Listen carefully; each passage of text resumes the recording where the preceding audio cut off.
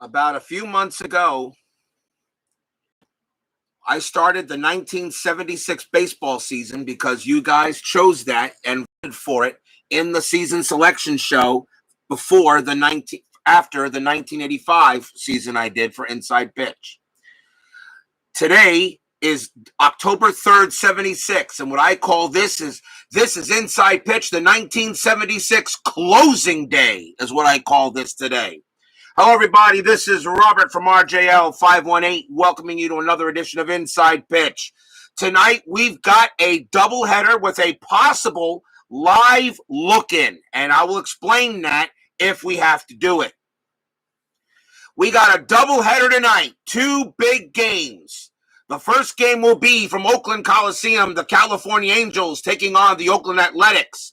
If the Angels win, they're in. If they lose and Minnesota can beat Kansas City, we will have a one-game playoff between the Angels and the Twins. Game number 2, the San Diego Padres take on the Los Angeles Dodgers. This game is at Dodger Stadium. Same thing for the Padres. The Padres have won 2 in a row against the Dodgers. A win tonight, they will force a one-game playoff at Dodger Stadium. So we have a doubleheader tonight, and we may have a doubleheader tomorrow. Who knows what we might do? And we're excited to start it off.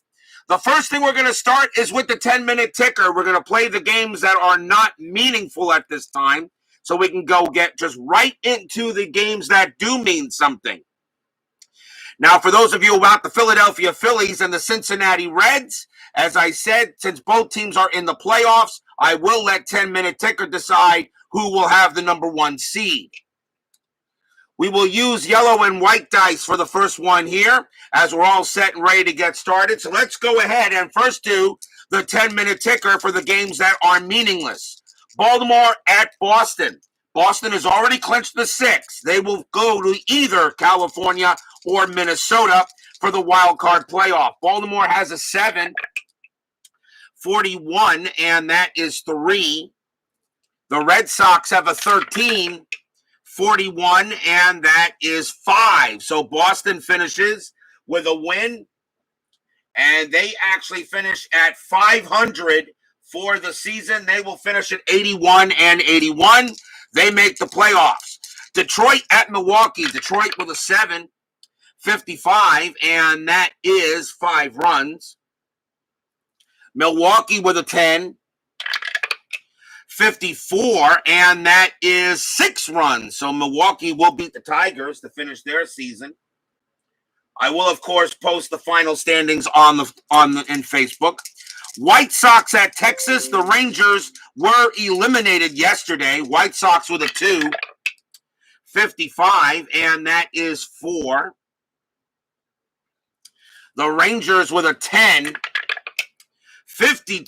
and that is 5. So the Rangers will come away with the win. They will also finish at 81-81, but they will finish just a little short they made a good run, but couldn't make it. Montreal and the Cubs. Montreal with a 7-12, and that is a 0. The Cubs finish with have an 8-21, and that's going to be 2. The Cubs will shut the Expos out to finish their season, as the Expos are officially the worst team in the league, 106 losses. Next up, we'll do St. Louis and Pittsburgh, the doubleheader between those two.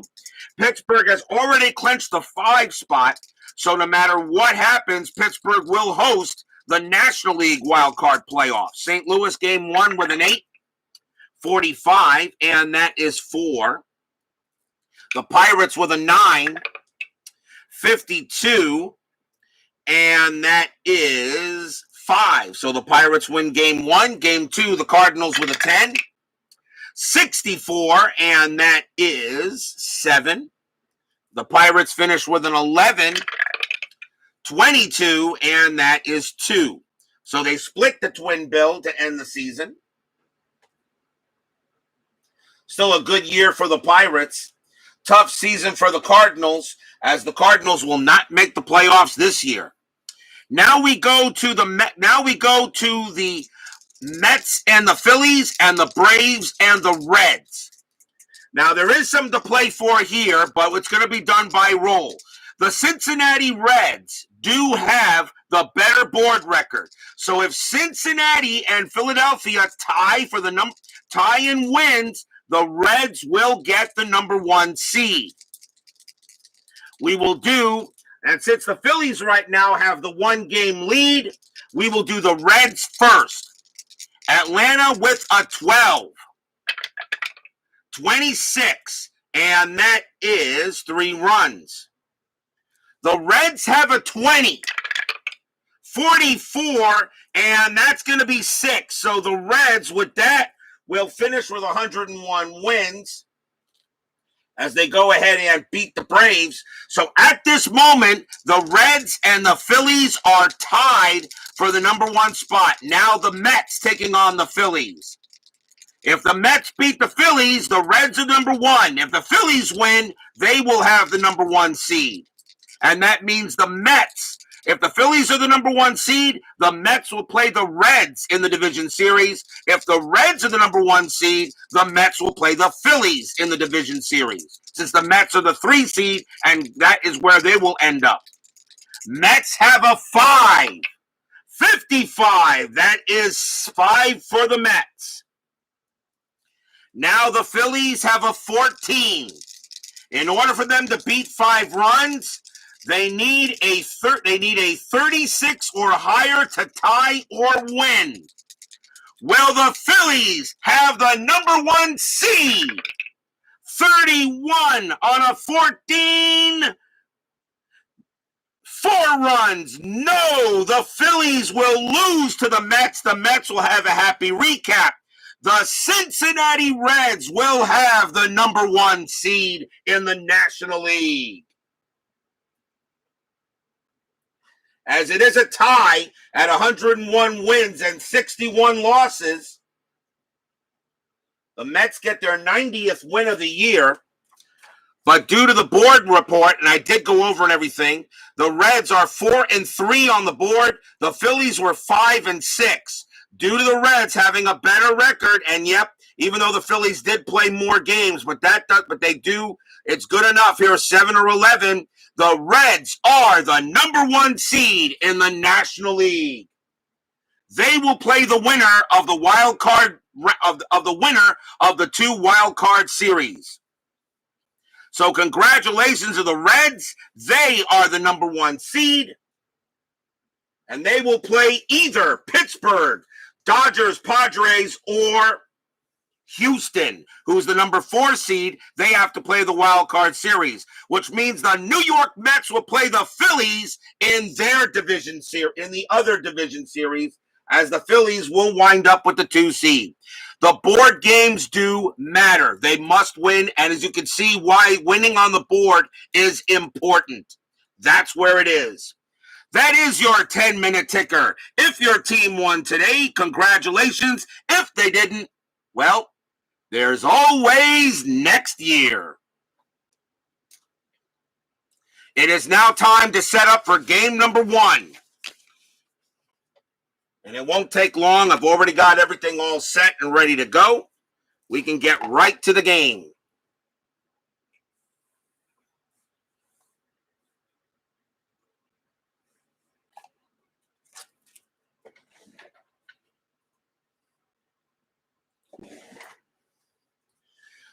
Game 1 will be at the Oakland Coliseum. Very simple for the California Angels. Win and they're in. Win and they're in. That's all they got to do.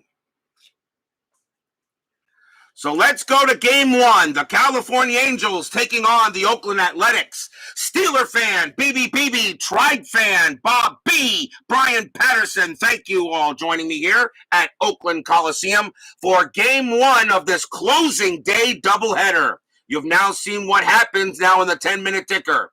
We'll talk about this game. The Angels win. They are the number 3. They are the 3rd place champion in the American League West, and they will host the Boston Red Sox. If the Angels lose today, we will have a live look-in on Kansas City and Minnesota. And I will explain that, and it will be a version of sudden death baseball. Now, you're probably wondering what the heck that means. I figured I really didn't want the 10-minute ticker to decide a playoff spot on the last day of the season. Let's let Inside Pitch, in a way, decide it for us. So congratulations to the Cincinnati Reds, #1 seed. Phillies are the #2 seed. But now let's get to the American League first. Starting pitcher for the Oakland Athletics will be Mike Torrez. 16 wins, 12 losses, no saves, a 2.50 ERA. The Athletics are using a September call-up lineup. This could be a very difficult game for the A's to win. But you never know how the dice are going to roll. Meanwhile, the Angels pretty much have an A-line. Mostly their A1 players in the lineup. So let's get started, shall we? Game 1 of the doubleheader, top of the first. Angels win, and they're in. Dave Collins leads off for the Angels. He is in left field. 263 average, 4 homers, 28 RBIs for 1976. Here we go, the 10-minute ticker. That was the final ticker of the year. Let's see if we are winning. Let's see if we're playing tomorrow, or who knows. And yes, I heard you had a wild all-star game in 22 innings there, my brother. And I hope you can, on a hit off a tired pitcher. Yeah, that will happen sometimes. Let's play some baseball. We are using yellow, green, and white dice for the A's. They're the home team. Yellow die, red first. 2-1, error on a grounder. Collins, 4-2, and that's going to be a base hit to center field to lead it off with a single. And unfortunately, that ball is hit to Denny Walling, who's in center field, and his error rating is a 20. That's not only going to be a single, that's going to be an error. Collins rounding first, he will go to second as Walling boots the ball away from him. His error rating is a 20. Collins' base running rating is a 3. Walling has a +1 arm, a 1-4. Collins goes to third, and he does not. He stays at second. So what a way to start the game. A single and an E8. First error on the Athletics. The Athletics have really nothing to play for tonight. They will be playing the Kansas City Royals in their division series. So a leadoff base hit and an error on Denny Walling, who is in center field for the game, or Denny Walling. Next batter, second baseman, Jerry Remy, 263 average, 28 RBIs. Torrez will go ahead. We'll see if anything happens on strat. 11 is no. Torrez will pitch. 4-6. That's a blank. Remy will go ahead and swing. 1-6. That's hit to left field. That is a 10. And against the righty, Remy smacks a double right off of Torrez. And just like that, the Angels take a very quick 1-0 lead on an RBI double by Remy.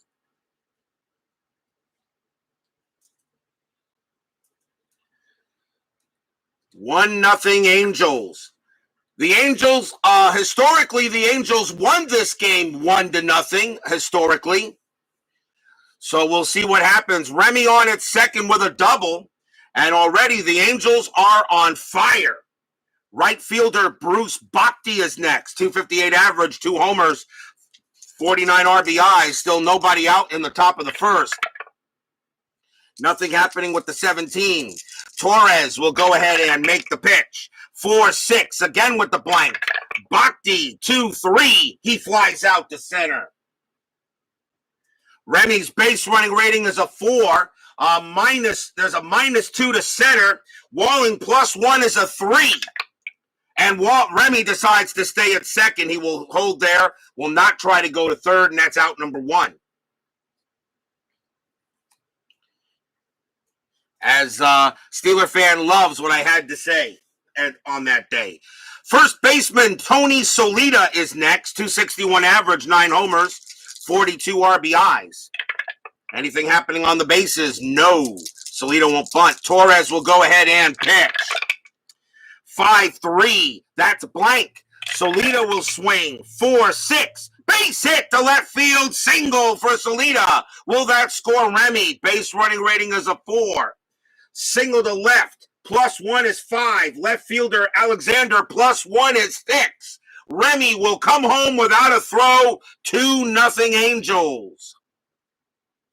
And yes, speaking of Denny Walling, who did get the RBI double for the Astros to win it over the Yankees in the 1985 World Series I've done. So Tony Salida goes ahead and gets on base. Stadium kind of groaning a little, but they know this game doesn't mean anything. So they're just here to watch a closing season of baseball. Meanwhile, Twins fans are going, ugh. Next up for the Angels will be their designated hitter, Ron Jackson. .227 average, 8 homers, 40 RBIs. Double play depth called by the A's. Nothing happening on the bases. Torrez will pitch. 3-5. Wild pitch. 15. That's a possible pass ball. And that is Newman. Newman has a 6 for a pass ball rating. So he never had one. So that's going to be ball 1. As Jeff Newman is the catcher for the A's in this game, and his pass ball rating is 6, so no pass ball. We'll do it again. Torrez, 1-6, range play at the park. Oakland Stadium, Coliseum, 2-1. That's a fly ball to center field. Again, that's hit to Walling. Walling's range is a 3. He will make that catch. That's out number 2. So he makes an error, but he does make his range play, and that is 2 down.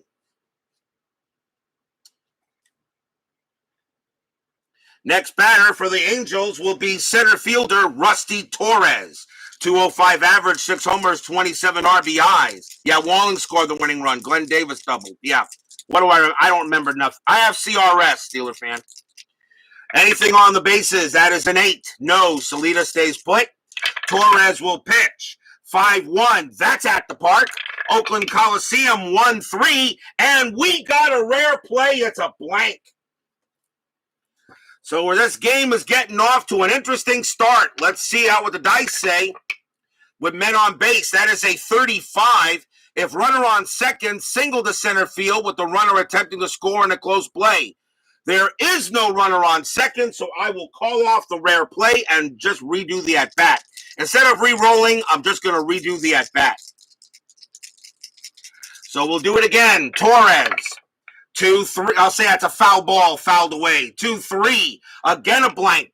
Torrez will swing from Torrez to Torrez. 4-3. That's going to be a fly out to center field, and the inning is over. So Denny Walling makes all 3 outs, but he also made an error. So 2 runs on 3 hits and 1 error. And already the Angels are up 2-0 in this game. As the Minnesota Twins and Twins fans are hoping that Oakland somehow beats them in this matchup. Bottom of the first, starting pitcher for the California Angels will be the Nolan Von Ryan Express. 17 wins, 18 losses, 3.36 ERA. He gets the call tonight. As I said, Oakland is utilizing a September call-up lineup. Leading off for the Athletics will be center fielder Denny Walling, or they have it as Dennis Walling. Denny Walling, and coming out, by the way, and suddenly play is stopped. And here comes the commissioner of RJL 518, which is me. And he is coming to actually give Denny Walling a ring. Denny Walling has not received his ring for winning the 85 Astros. So he goes, here you go. And it says 1985 RJL 518 World Series champions. And Denny Walling looks at it and says, what's this? He said, that's something you're going to do. You're going to do in about 9 years. And he said, okay, well, can I play baseball now? I said, yeah, you can. So Denny Walling gets his ring, finally, on the last day of this season. Nolan Ryan will pitch. 3-3, that's a range play. Walling will swing. 3-1, base hit to pass the shortstop. That's a single for Walling. He batted .273 and of course he only had 11 at bats. So he gets a single. Walling will hold it first. Next batter will be second baseman Phil Garner, .261 average, 8 homers, 74 RBIs. Infield a double play depth. This game means nothing to the A's, but it means everything to the Angels. Nothing on the strat. Ryan will go ahead and pitch. 5-6. That's a strikeout. 11. No, that's too high. Oakland Coliseum, no adjustments at all. Garner, 5-4. That's a fly out to right. Out number 1.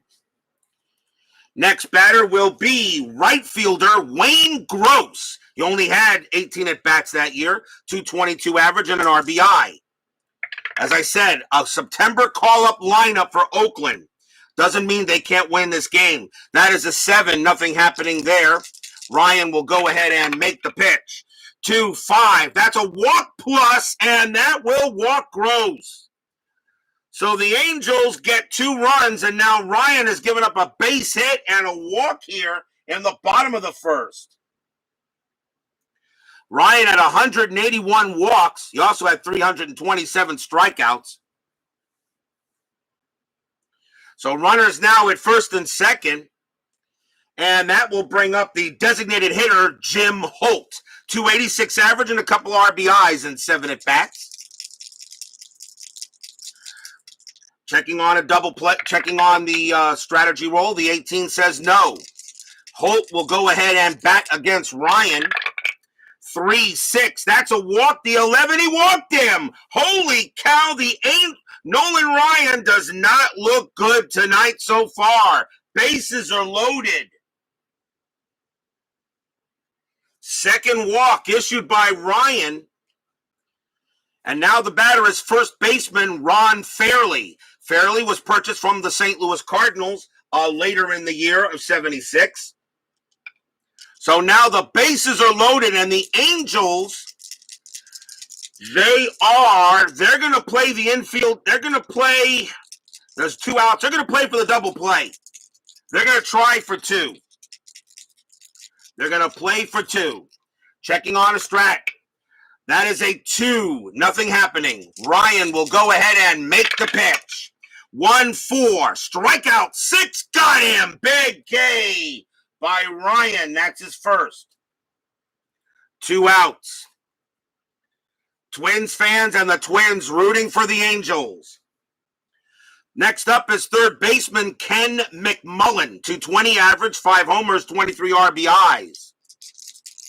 Ryan will go ahead and pitch to McMullen, checking the strat roll. That is a 5, nothing happening. Ryan will pitch. 3-2. That's a walk. That 20 is too high. Oh, he almost walked in a run. McMullen will bat. 3-3. Base hit center field for McMullen. He gets a single. Walling will come in to score. Gross's base running rating is a 1. Single to center plus 2 is 3. Torrez has a 0 arm, and with 2 outs, it's a 4. 1-4, Gross will score. No, there could be an out. There could be an out. Gross. We'll go ahead and move the base runners real quick. There could be an out, and that is the center fielder, and that is Torrez. Torrez has a 0 arm. A 1-3, someone is out. And it's a 2, and who it is? That is a 5, and it's Gross. Gross is out at the plate, cut down by Torrez. Wow. Side retired. Walling comes in to score, but Gross is cut down at the plate. It is a single for McMullen. It brings in a run, but Wayne Gross is a dead duck as he is tossed out there by Rusty Torrez, and it remains a 2-1 game after 1. Oh boy, what a crazy inning that was. And the inning is over as Torrez guns him down at the plate. 1 run on 2 hits. And a couple of walks after one, 2-1 Angels. Twins fans go, yeah!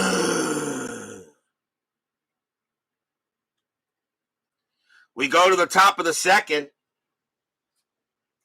Leading off for the Angels will be the catcher, Terry Humphrey. Humphrey is, 245, a homer, 19 RBIs. That's what you call a cheer groan. Torrez will go ahead and pitch. 1-1. That's a walk. That's 6. Will walk Humphrey, and he will trot down to first. If this is going to be a long pitcher's game, this is going to be a long night for me. First walk issued by Torrez. He had 85 of them in 76. Double play depth is called. Shortstop Mike Miley is up next, and he 184 average and 4 RBIs. Humphrey on it first. We'll check the strategy roll. That is a 19. Nothing happening there. Well, you know what? Actually, something is going to happen. Miley's going to bunt. He batted 184, but he's got a bunt rating of 5. Miley's going to lay the bunt down. The infield's a double play depth, not corners in. So here comes the pitch from Torrez. 5-6, strikeout 9. Let's see. 14 divided by 2 is 7. The 9 is too high. Miley will go ahead and bunt, and that is a beautiful bunt. That's going to be bunted right to the first baseman, and that'll be picked up by Fairley. It is a good bunt. It's successful, so the runner will move, and there is one out. Humphrey moves to second, but Miley is out at first. Successful sacrifice hit. One man out. The next batter will be the third baseman, Dave Chalk.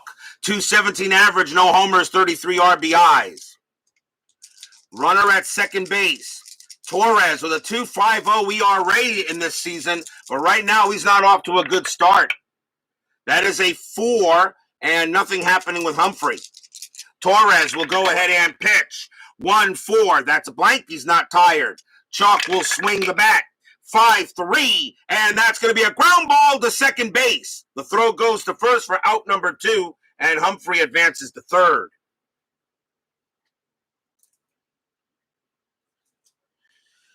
Two outs now for Collins. Collins is 1 for 1, hit a single and reached extra base on an error, and scored on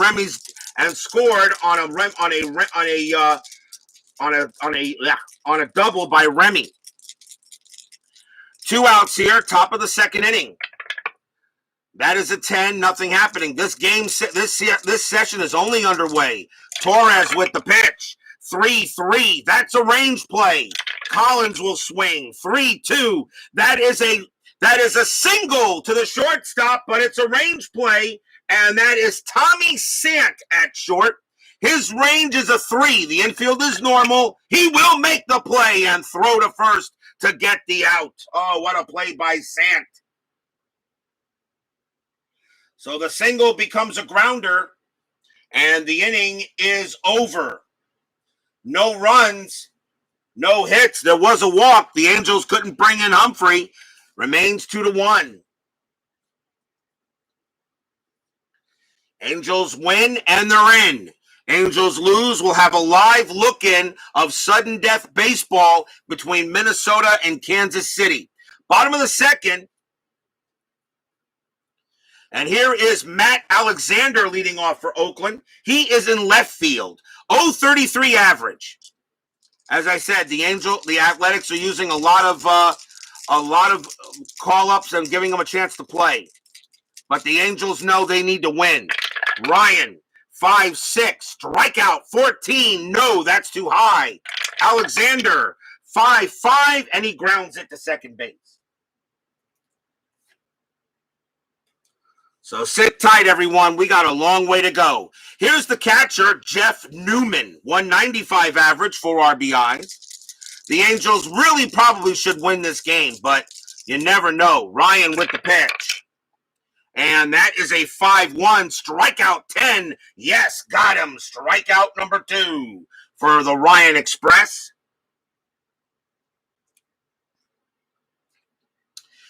That will bring up the shortstop, Tommy Sant, 209 average, 3 RBIs. He gets the call here. Ryan will go ahead and make the deal. 4-1, strikeout 7, got him. Strikeout number 3 for Ryan, and he has a much better inning this time. 3 up and 3 down, still 2-1 Angels. Twins fans and the Twins are watching this on their 24-inch Sony TV.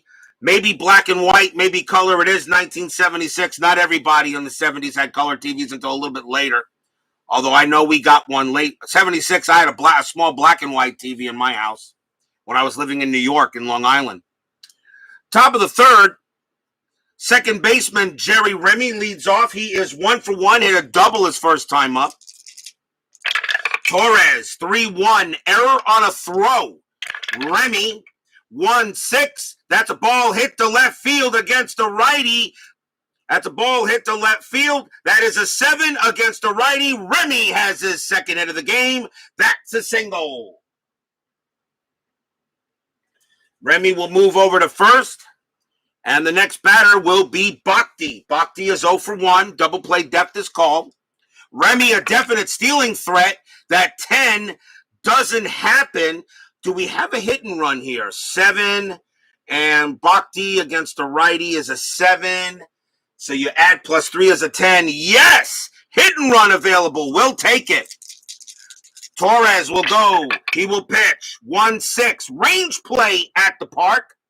Oakland Coliseum, 3-5. And that's going to be a single into center field, but this is a range play. And once again, Denny Walling getting the call. It's a range play. His range is a 3. No, that's going to drop in for a base hit. It is a hit and run. Remy's base running rating is a 4. +2 makes 6. Ball hit to center field. -1 is a 5. Walling, +1 is a 6. Remy will automatically make third. He was on the move. A hit and run works out beautifully, and Bhakti gets himself a single.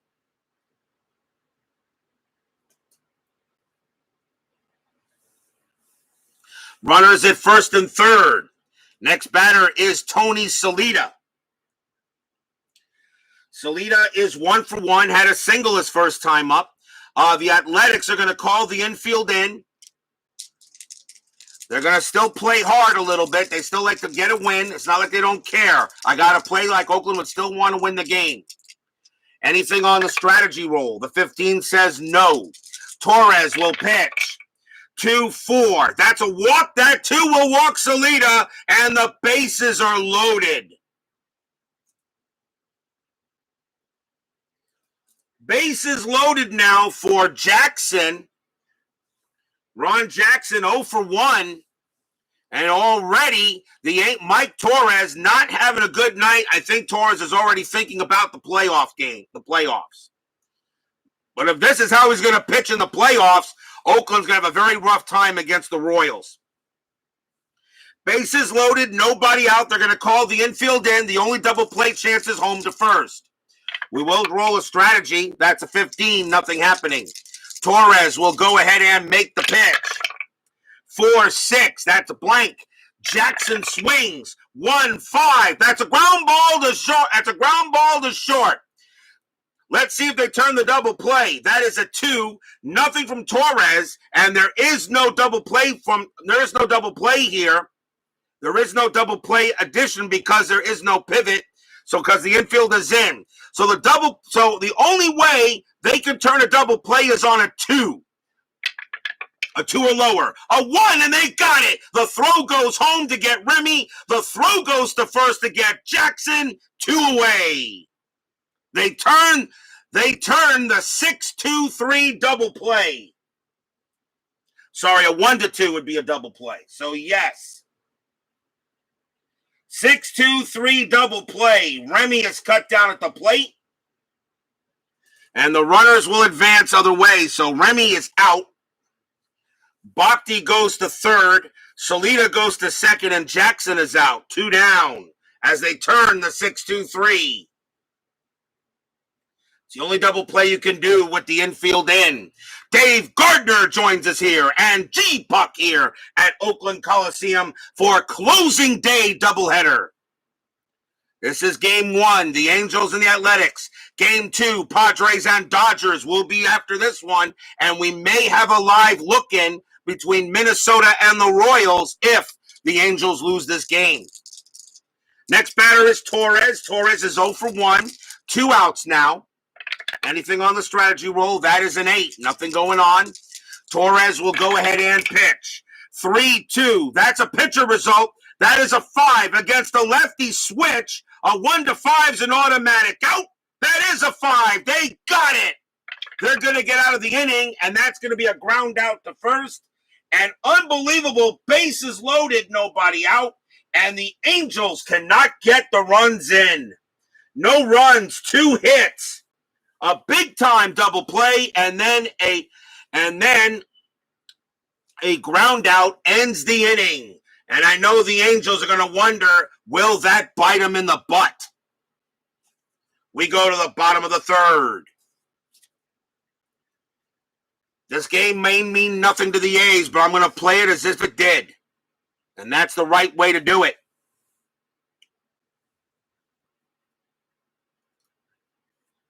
We go to the bottom of the third inning. Denny Walling leads off for Oakland. Walling is 1 for 1. As I said, the A's are pretty much playing with all their September call-ups, saving their starters for the division series against the Royals. Ryan will make the pitch. 3-4, strikeout 2, got him. He gets Walling, and that is strikeout number 4 for the Ryan Express. Next up is Phil Garner, pretty much the only starter in the lineup for the A's. Ryan will deal. 1-2, strikeout 8. Yes, got him. Struck him out. Strikeout number 5 for Ryan Express. Wayne Gross is next. The young Wayne Gross, as a matter of fact.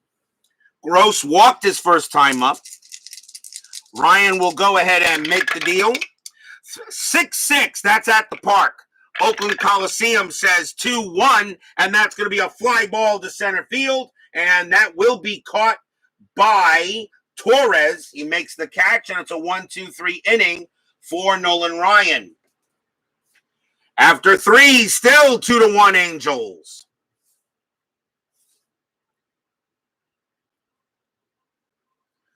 Glory Days box. Listen to a playthrough of Glory Days boxing. Brian Patterson. I think everybody in the world should have a copy of Glory Days boxing. Even though I have not played a boxing match yet, and I have every single expansion that Anthony at Bleacher Bums Gaming has put out, I still support it. Everybody in the world should have a copy of it, whether you're a boxing fan or not. Top of the 4th inning, just like I think everybody in the world should have a copy of Inside Pitch in their favorite season. Lucky for me, I got all of them. Top of the 4th inning, 2-1. Terry Humphrey leads off for Cali. He walked his first time up. Torrez with the pitch, 5-5 against a righty. That is a blank. Humphrey, 1-4, and he grounds it to first. One man down. Next batter will be Mike Miley. Miley sacrificed his first time up. Torrez, 6-2, strikeout 6, got him. Struck him out there. And that is strikeout number 1 for Torrez. He had 115 of them in 76. 2 away now for Dave Chalk. Chalk is 0 for 1. Torrez will go ahead and make the pitch. 4-4, strikeout 18, no. Chalk, 4-1, base hit to right field. That's a single. And Chalk keeps the inning alive with a 2-out base knock. He will head to first. Next up is Collins. Collins is 1 for 2, has a single in the game.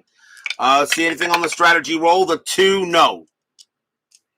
Torrez looking in and gets set to pitch to Collins. 3-1, error on a throw. Collins, 4-2. That's going to be a base hit to center field. That's a single to center. And that looks like we could, and that, of course, is hit to Denny Walling, and his error rating is a 20. We will save the 3. We first got to see if there's a throwing error. We got to see if there's a throwing error here, and I think we're going to have an error on a throw.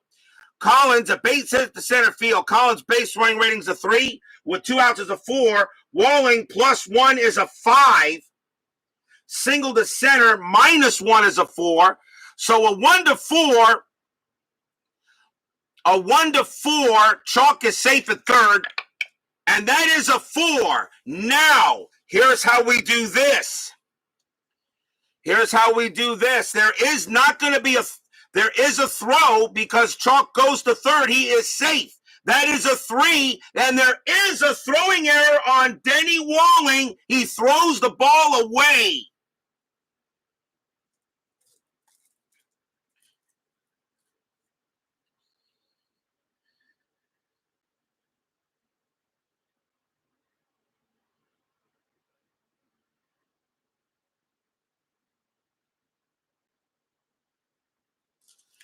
He throws the ball away trying to get out Chalk, which means Chalk's going to come home to score, and Collins automatically takes second on the error.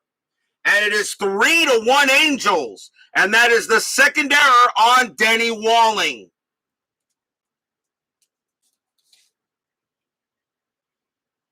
So that is a single and another E8. And Chalk does come in to score because he was safe. If he was out at third, he would have been safe at third, and he would not have come in to score.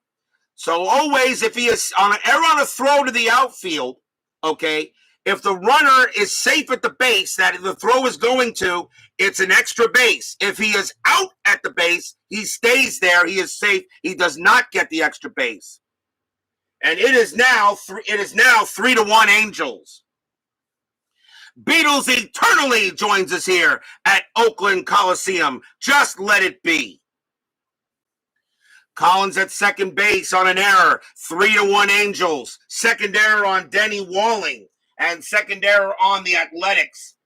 Twins fans everywhere groan. Ugh.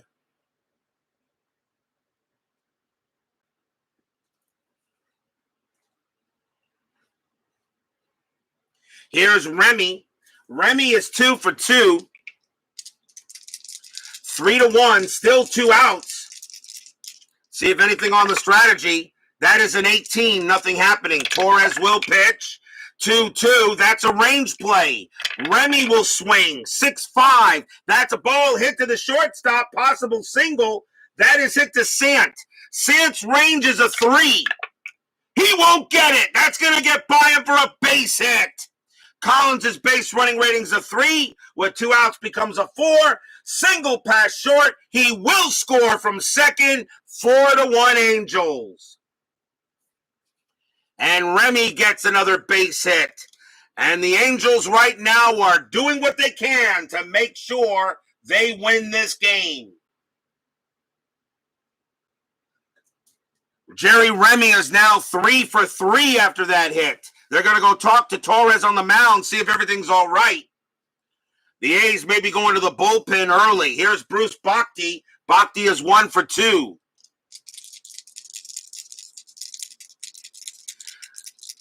Pine Tar Baseball or Glory Days Boxing. Can't go wrong with either one.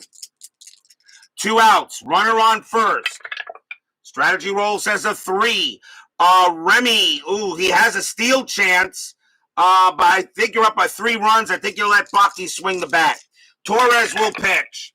1-2 against the lefty. That's a walk. That 14 is too high.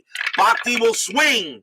5-4, and that's going to be a ground ball to short, and the throw will go to first to get Bhakti, and the inning comes to an end. Wow, what a crazy inning that was. 2 runs on 3 hits and an error. Denny Walling has made both errors for the Athletics. We go to the bottom of the 4th, 4-1 Angels. A win by the Angels, they are in. We go to the bottom of the fourth. Leading off for the A's will be Jim Holt. Holt walked his first time up. Fans here at Oakland Coliseum would still like to see an A's win. 1-6. That's strikeout 11. Got him. Strikeout number 6 for Nolan Ryan. One man down. Ron Fairley is up next, and he struck out his first time up. Ryan with the pitch. 2-2. That's an error on a grounder. Fairley, 6-3. Fly out the left. No error, obviously. Out number 2. Almost a little unfair, but that's what you get when you play a game you weren't expecting to mean anything. Ken McMullen is next. He's 1 for 1. Singled his first time up. Ryan will go ahead and pitch. 4-5. That is a pitcher result. McMullen, a righty. A 1-3 is a base hit up the middle. The 6 is too high. McMullen, 2-3, and he just grounds it to first. And taking care of that will be Solita, and that's a 1-2-3 inning for the Halos.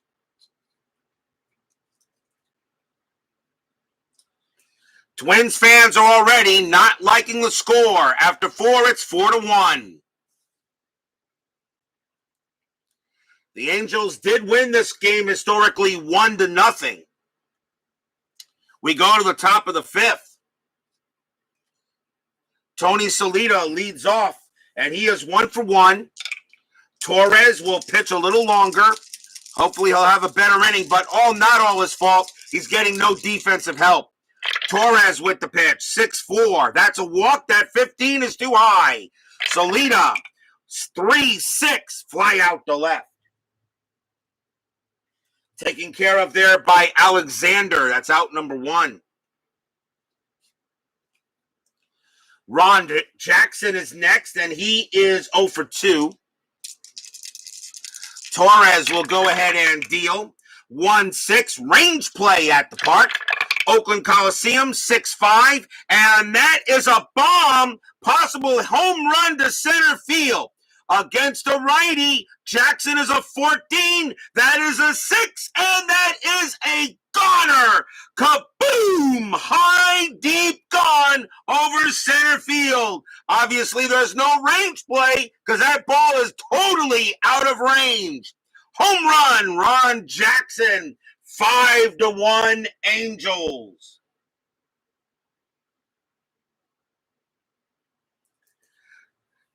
Stadium groans, and Twins fans barf. Blech. Ron Jackson, a solo bomb, now puts the Angels ahead 5-1. And here's Rusty Torrez, and that's going to be it for Mike Torrez. So the Oakland Athletics have seen enough. They will take him out of the game, and they will go to the bullpen. So let's see, right. Let's see who the A's want to bring in to pitch.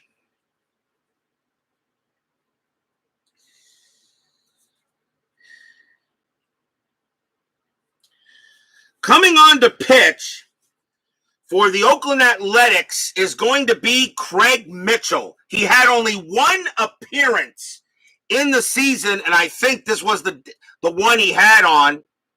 So here's Craig Mitchell, 2.70 ERA. He only had 1 appearance. I will bring him in to pitch to Torrez. So here's Craig Mitchell. He can also pitch to a number of batters. He can pitch to 13 of them. So Rusty Torrez will pitch to. We'll go ahead and wait for Craig Mitchell. 1 out, top of the 5th inning.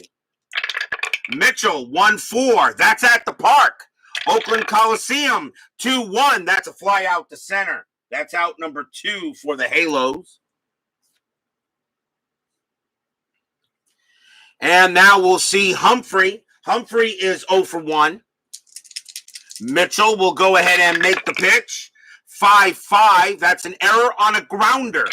Humphrey, 3-1. That is a ground ball to third. And that ball is hit to McMullen. His error rating is a 10. That's a 4, and Mullen boots it away from himself, and it goes into foul territory. Humphrey will be safe at first on an error.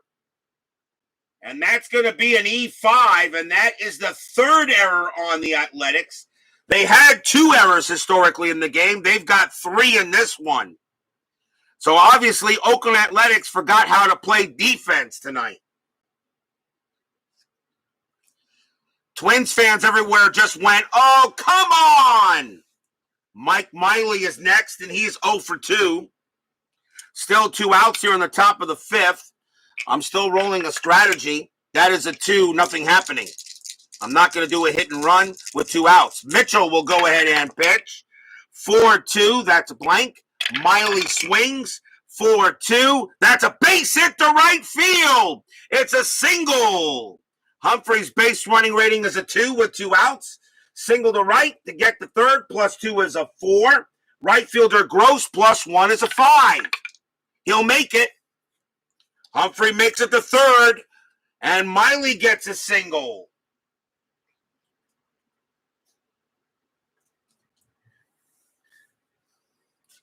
Fans here at Oakland Coliseum, probably a lot of them came in for free because this is what you usually call a fan appreciation night, the final game of the regular season.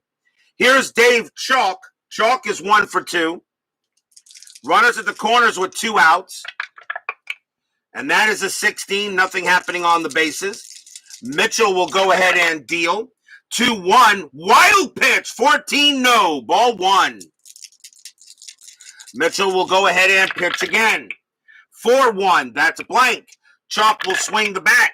2-4, base hit to center field. It's all coming up for the Angels tonight. Single to center. Humphrey will come in to score. Miley, base running rating 2. Single to center, -1 is 1. Walling +1 is a 2. With 2 outs is a 3. He will make third. And Chalk has another as an RBI single. Scores another run. And the Angels now lead it 6-1. And I hate to say this, Twins fans are beginning to realize their season may be coming to an end.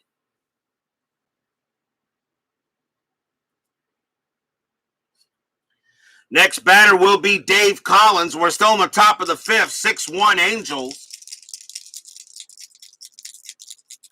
Mitchell will go ahead and pitch. And I'm still rolling a strategy roll. That is a 3, no play. Mitchell will go ahead and pitch. 1-6, range play at the park. Oakland Coliseum 4-4, and that's going to be a base hit to center field, but Walling has a chance to make a range play. A 1-3. Yes, he'll make the catch and end the inning. Oh, what a play by Walling, as that would have brought in at least another run. 2 runs on 3 hits, 1 error, and a solo jack by Ron Jackson. 6-1 Angels. It's looking pretty good for them.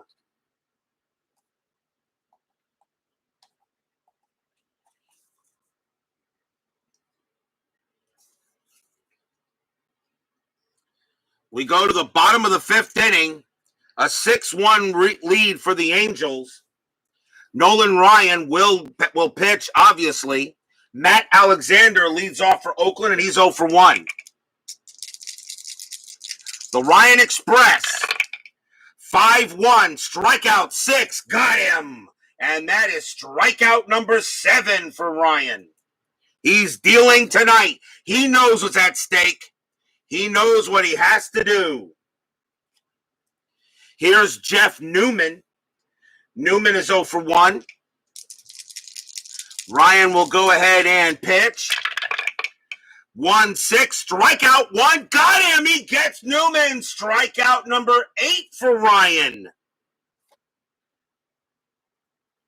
2 men away. And now Tommy Sant. Sant is 0 for 1. Ryan will go ahead and pitch to Sant. Here it comes. 1-1 against the righty. That's a blank.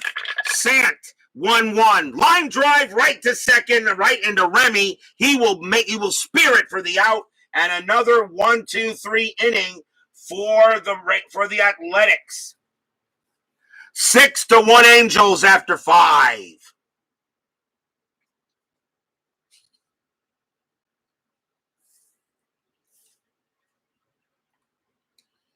We go to the top of the 6th.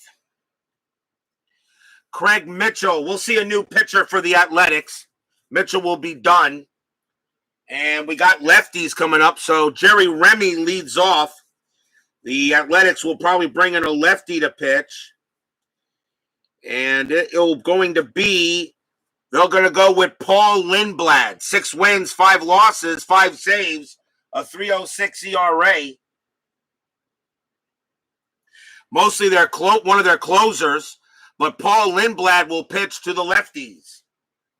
Remy is 3 for 3, 2 singles and a double to lead off the top of the 6th. Lindblad, 2-5, that's blank. Remy will swing, 2-4. That's going to be a ground out to first. As he'll be retired for the first time, Ron Fairley will make the play, out number 1. Next up is Bruce Bhakti. Bhakti is 1 for 3. Lindblad will go ahead and make the pitch. 4-4, strikeout 8. Yes, got him. He struck out Bhakti. Nice pitch by Lindblad to get Bhakti. And here's Tony Salita. Salita is 1 for 2, singled in the game. Lindblad ready to make the deal. 3-5, and against the lefty, that's a blank. Salita, 6-2, and that's a fly ball to center field. Walling will not make an error this time. He'll make the catch and retire the side. Nice job by Lindblad to keep the Angels from getting runs this time. Still 6-1 in favor of Cali. As we go to the bottom of the 6th inning, and here's Denny Walling. Walling is 1 for 2. He's made 2 errors tonight with that 20 there in center field. And he was in center for this game, not left. Left field belonged to Alexander. And I do not replace position players until the 8th. That's my rule. 6-1 Angels. Bottom of the 6th, the Ryan Express is cooking. 6-5, walk plus. That 18 will not be enough. Walling had no walks. So against that 18, it would be a 10, but the 18 is still too high. Walling will swing the bat, 5-5, and he gets a base hit. He hits it past third for a single. Walling gets his 2nd hit of the game. He'll trot down to first. Phil Scrap Iron Garner is next. He's 0 for 2. No strategy roll. Ryan will go ahead and pitch. 2-5. That's a walk plus. That 12 will walk Garner. And suddenly, Oakland's got something going on here in the bottom of the 6th. 2 walks given up. Another walk given up by Ryan. Runners at first and second. Next up will be Gross. Gross is 0 for 1. Infield is a double play depth. Runners at first and second. Ryan suddenly in a little bit of a jam. Can the A's make this game interesting? No strategy. Ryan will pitch. 2-2. Error on a grounder. Gross. 3-4. That's a ground ball to second base. It's hit to Remy. Remy's error rating is a 6. That's a 15. There won't be an error. No chance of a double. I don't think there's a chance for a double play. Gross is a 0. -1, and even with this +1 is a 0. Shortstop is Miley, and he has a 0. So there is no double play. Question is where the ball went. That is a 5, and that went to first that went to second base, actually. I'm sorry. That went to second. Garner's base running rating is a 3. The 5 is higher. So Walling goes to third. Garner is out at second. Gross does beat the relay, and he will be safe at first. But there is 1 out.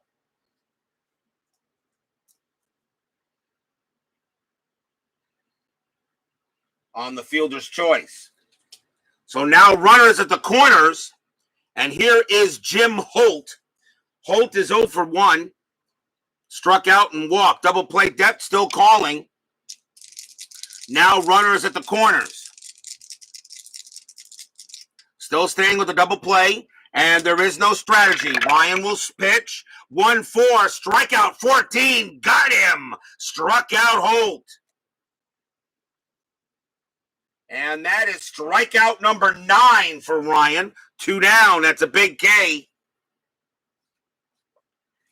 Next up is Ron Fairley. Fairley is 0 for 2. Can Fairley at least get a hit here to make it interesting? Ryan will go ahead and pitch to Fairley. And that is a 1-5 hit by pitch. 4-0. Fairley will swing the bat. 2-3, and it's a fly ball to left field. Coming under that will be Collins. He makes the catch, and the A's cannot bring anybody in. No runs, 1 hit, a walk after 6. 6-1 Angels.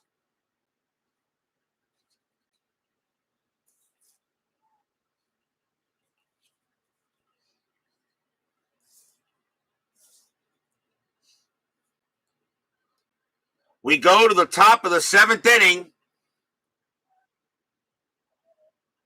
I think they are. I think Wayne, Greg, and Kevin Gross are all related in some way, I think. Somebody will have to check that out with me.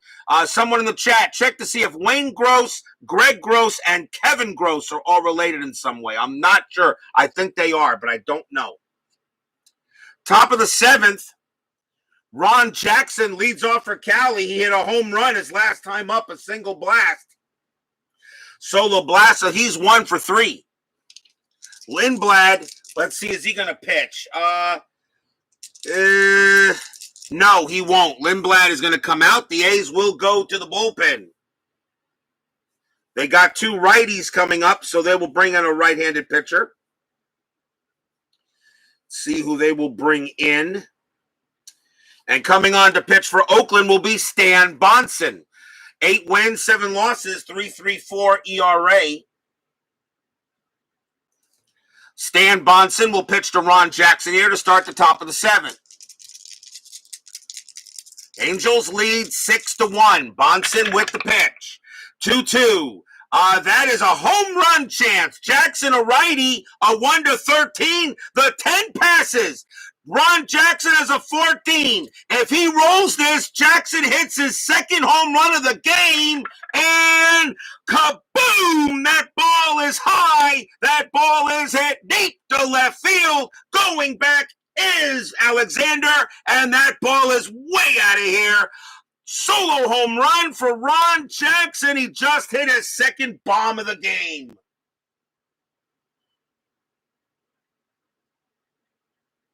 And every Twins fan everywhere just went,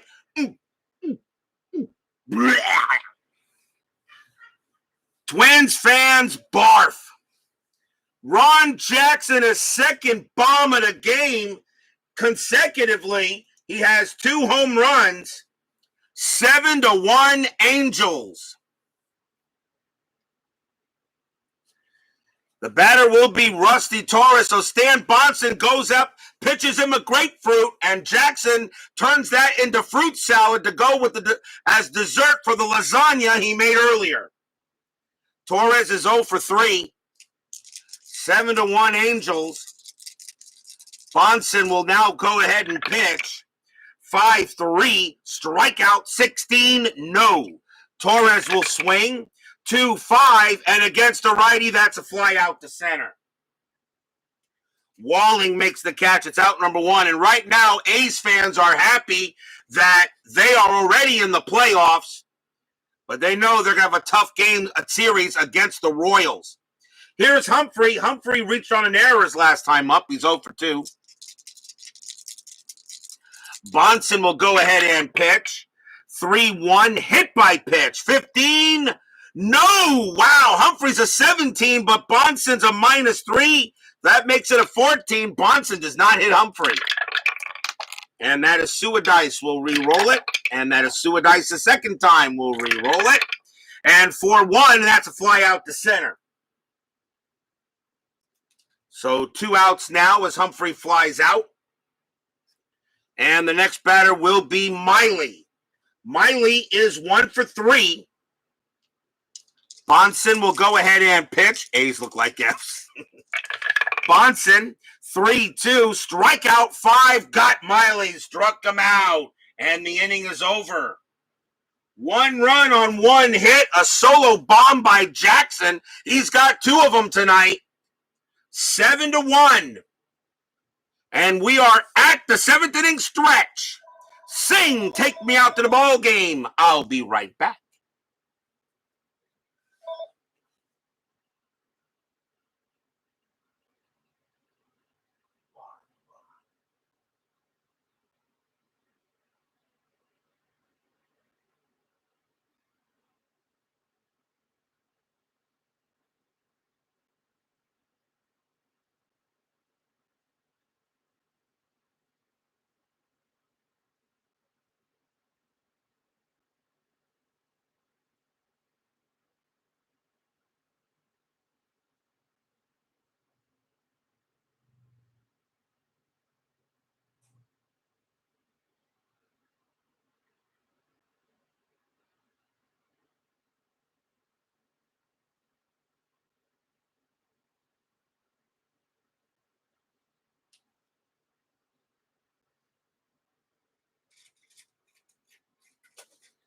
Don't forget, game 2 of this doubleheader tonight between the Padres and the Dodgers coming up after this game.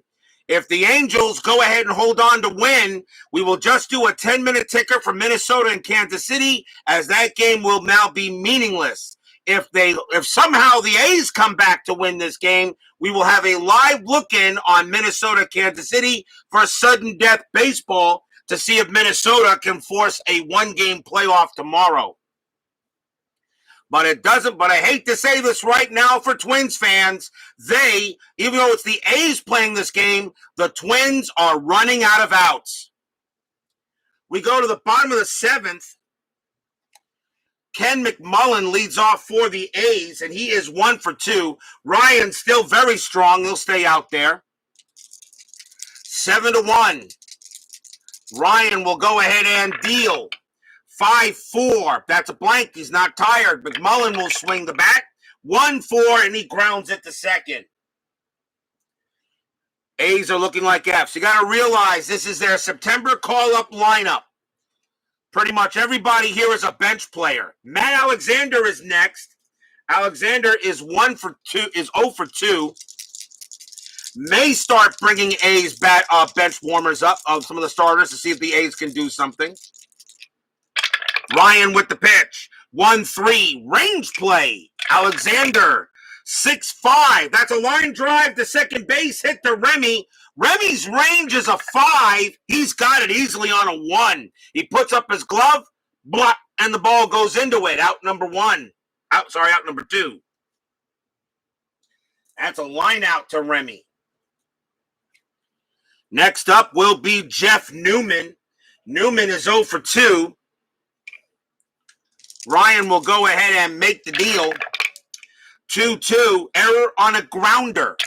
Newman, 3-4. That's a ground ball back to Ryan. Ryan has an error rating of 7. That's a 3, and Ryan just plain drops the ball, trying to make the transfer, and Newman will be safe at first. So we got an E1, and that's the first error on the Angels. They didn't have any errors in this game historically, but they have one here. We've got 4 errors tonight. Not a very well-played game by either team, really. Except the Angels are hitting and the A's are not. Next batter will be Tommy Sant. Sant is 0 for 2. Ryan commits an error. 2 outs here, bottom of the 7th inning. No strategy. Ryan will pitch. 5-1, strikeout 10, got him, struck him out, strikeout number 10 for Ryan, and that ends the inning. 1 error in the inning, but that was all. 7-1 Angels after 7.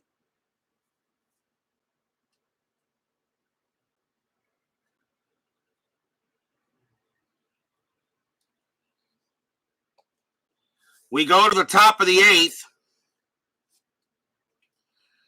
Dave Chalk leads off, and Bonson will pitch to Chalk. Chalk is 2 for 3 tonight. Bonson will go ahead and pitch. 2-3, that's a range play. Chalk will swing the bat, 6-3, and that's a ground ball back to Bonson. Bonson's range is a 4. He can't get it. That's going to get by him for a single. Chalk hit that one just a little too hard for Bonson, and he can't make the play, and Chalk has his 3rd hit of the night. Angels doing what they got to do to win and put themselves in the playoffs. Dave Collins is next. Collins is 2 for 4 tonight, 2 singles, and on each single, he hit it to Walling, and Walling committed an error on both hits. Double play depth. Bonson will pitch. There's no strategy. 3-3, that's a walk. That 3 is a walk, and he walks Collins. Runners at first and second now, nobody out. And here's Jerry Remy. Remy is 3 for 4, a double and 2 singles. Twins fans are already Twins fans everywhere right now are already thinking about the next season that we will do. Bonson will go ahead, and of course, that is, of course, if we choose a season where the Twins are in it. We may be choosing an older season. Who knows what you guys might want me to play. Bonson will go ahead and make the pitch to Remy. 1-5, strikeout, 17, no. Remy will swing the bat. 1-2, base hit to right field. That's a single for Remy. He is now 4 for 5. Chalk's base running rating is a 3. Single to right, +1 is 4. Right fielder Gross, +1 is 5. He will score. Chalk comes in to score on the 1. Collins' base running rating is a 3. The 5, however, will keep him at second. Another run scores. Remy, another single.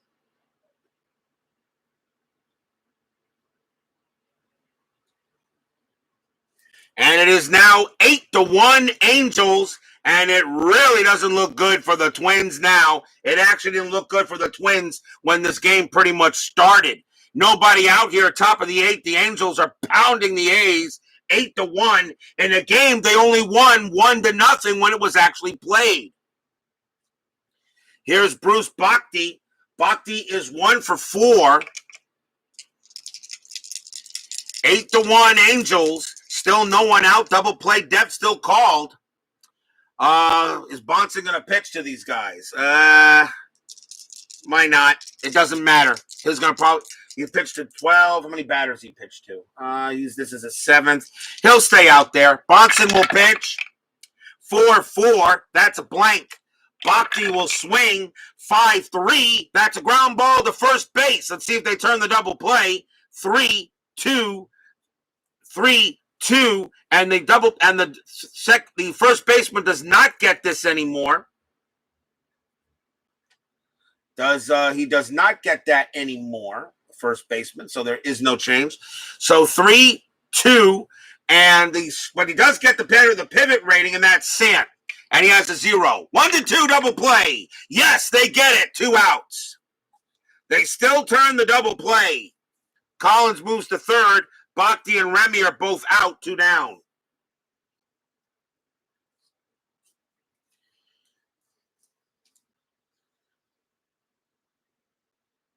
And that is a 3-6-3 double play. And now here's Tony Solita. Solita is 1 for 3 tonight. Has a single. California right now all over Oakland. Bonson will go ahead and make the pitch. 6-1 range play at the park. Oakland Coliseum 1-6. That is grounded at the plate. And that is grounded to the plate, Newman. Newman's range is a 5. He's got it. He's got it. He'll throw to first and get the out. What a play by Newman. And that's grounded at the plate, and he throws to first, and the side is retired. 1 run on 2 hits for the Angels. have a very comfortable 8-1 lead going into the bottom of the 8th. And as I said, the Twins are running out of outs.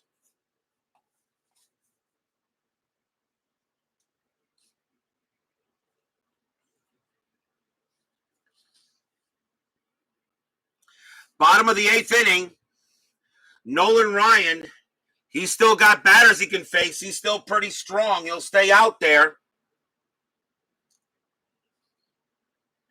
Leading off for the Athletics will be Denny Walling. He'll bat. He has a .273 average, so he'll come out to bat. Walling will pitch. Ryan will pitch. 4-4. Walk plus 10. That's 17. No is too high. Walling will swing the bat.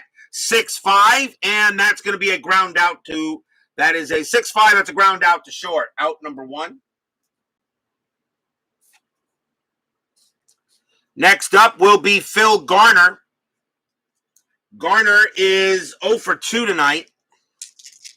Ryan will go ahead and deal. 4-4. Again, the walk plus 10. This time he does walk Garner. Garner will trot to first. Second time Garner has walked in this game. And that is the 4th walk issued by Ryan. Next batter is Wayne Gross. And let's see, am I going to do pinch hit? Am I going to bring in well, my rule is it has to be the player with the most at bats, and I probably should have used him for that. Gross is going to bat. Gross is going to bat. The A's down 8-1. I really don't think they would do much. Ryan will go ahead and pitch. 3-3, range play, Gross. 6-5, that's a base hit past the shortstop, but Miley is there. His range is a 4. Of course, a double play makes it a 3. Nope, that's going to get by him for a single. Garner's base running rating is a 3. He'll have to hold it second, needs to be a 5 to get the third. And now runners at first and second. Maybe this is the beginning of the rally for the A's. Next batter is Jim Holt. He's the DH, and he'll go ahead and bat. With a .286 average, he'll bat. Holt is 0 for 2.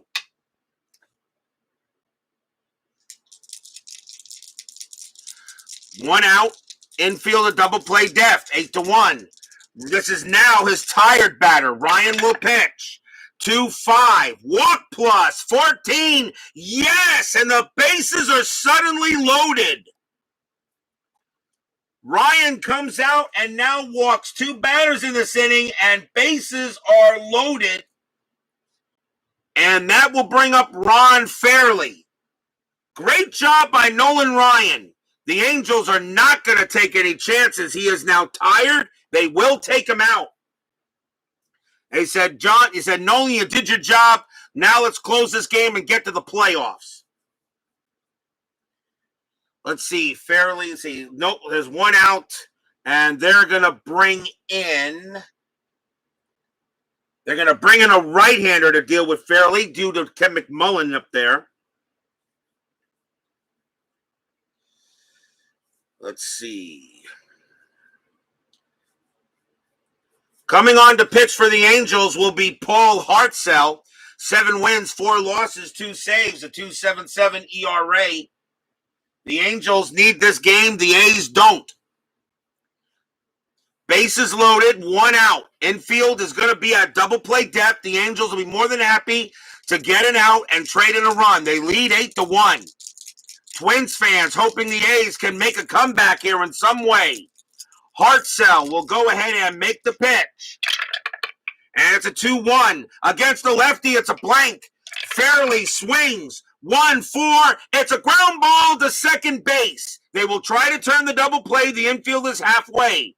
Fairley's double play rating is a 3-0-4. Shortstop is Miley. He has a 0 arm. A 1-4. The Angels are out of it. Yes, they are. Grounded to second. Throws the short covering second. Throws back to first for two. Double play. Paul Hartzell gets the twin killing. 4-6-3 double play. No runs. A couple of walks, a hit. And the Angels will keep that 8-1 lead. As Twins fans everywhere are now just going, ugh.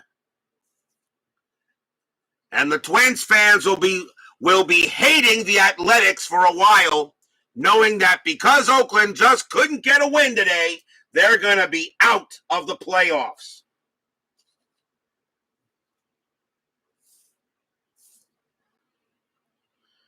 We go to the bottom of the 8th inning, and coming up to bat will be Ron Jackson, and that's going to be it for Bonson, as Oakland's going to go ahead and try to bring out a pitcher here. Bottom of the 8th inning, down 8-1. It really doesn't matter who's on the mound. The game is meaningless for Oakland, but let's see who they're going to bring out to pitch. And let's see. Coming on to pitch is going to be Jim Todd. 7 wins, 8 losses, 4 saves, a 3.81 ERA. I was considering bringing in Fingers, but rather save him and get his rest. Jim Todd will pitch to Ron Jackson. He is the 5th pitcher. Ron Jackson, 2 for 4. Both the 2 were homers. So Ron Jackson has 2 home runs in this game. Could he get 3? Todd will go ahead and make the pitch. 1-3. Strikeout 9. Not this time. Jackson strikes out. That's out number 1. And Jackson took a swing for the fences to try to get his 3rd home run of the game, and he couldn't do it. Here's Rusty Torrez. Torrez is 0 for 4. He is one of only 2 players that have not gotten the hit parade. Also, Torrez has not even reached base. He's the only player on the Angels that has not reached base safely. Todd with the pitch. 4-1. Error on a grounder. Torrez. 5-4. He will reach base this time. It's a double to right field. An error on a grounder. The ball is hit to Gross. Gross's error rating is a 0, so there won't be an error. Torrez will hold it second with a double, and he has joined the hit parade. The batter now is Terry Humphrey. Humphrey is 0 for 3. He did reach on an error, but he does not have a hit. 1 out, runner on second. Todd will go ahead and make the pitch. 2-3, that's blank. Humphrey will swing the bat. 3-4, he flies out to center. And Torrez, let's see, base running rating is a 4. Hit to center -2, walling +1. So a 1-3, Torrez will go to third. He does make it. It was deep enough, so Torrez decides to go to third base. 2 outs, though.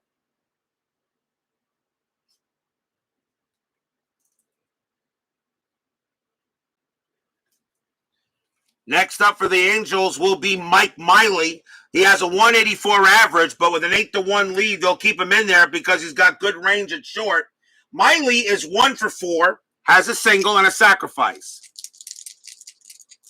2 outs, 8-1. Todd will go ahead and make the pitch. 1-2, error on a throw. Miley, 3-5. That's going to be a ground ball to third base. That ball is hit to McMullen. His error rating is a 10. Oh, wow, that's an 11. He just misses an error. He'll throw to first to get the out and retire the side. Oh, boy, he just misses an error. No runs and a hit for the Angels. They have an 8-1 lead. Here in the top, we're in the top of the 9th. Have an 8-1 lead here in the top of the 9th inning. Will we see some 9th inning magic? The Twins right now are probably clutching all their voodoo dolls or whatever they're using, hoping that the A's can right now put an 8 spot on the bottom of the 9th inning.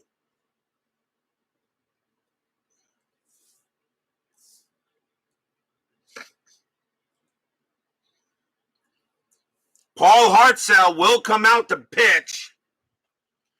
Ken McMullen is the leadoff batter, and I think we'll see a pinch hitter from McMullen. Let's see. First, second, let's see what we're going to hear. Coming on to pinch hit from McMullen will be Joe Rudy. Oakland's going to go ahead and try to make some moves.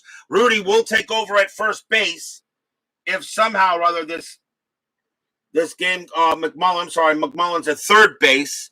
Wait a minute. Timeout. Not Rudy. McMullen's at third base. So let it be. Instead, it'll be Sal Bando.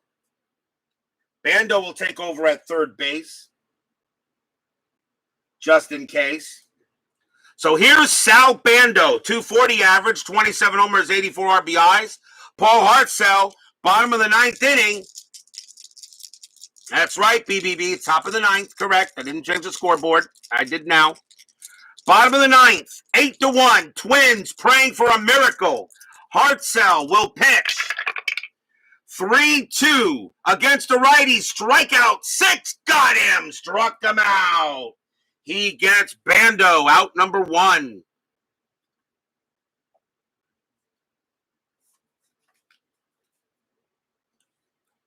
Next batter is Matt Alexander. Alexander is in left field. Joe Rudy will come into pinch hit for him. So here's Joe Rudy, who will take over in left field for Alexander in case this game goes on. Paul Hartzell trying to close it for the Angels. Rudy goes ahead and gets set, and here comes the pitch. 3-4, that's a blank. Rudy will swing. 3-5, fly ball center field. And coming under that will be Torrez, out number 2. Yes, they were resting players that day. Next batter is Jeff Newman, and we will see Gene Tennis coming in to take over at catcher and replace Newman. As Oakland is now doing everything they can to try to help it, but it really doesn't look good. Paul Hartzell will pitch to Gene Tennis. The Minnesota Twins are down to their final out, even though they're not playing. 2 outs, bottom of the ninth. Hartzell, here comes the pitch. 3-5, it's a walk. 15, yes, he walked Tennis, and the rally begins. What, did you expect a 1-2-3 closing inning in RJL 5-1-8? I think not. So Gene Tennis will walk to first, and here comes the rally.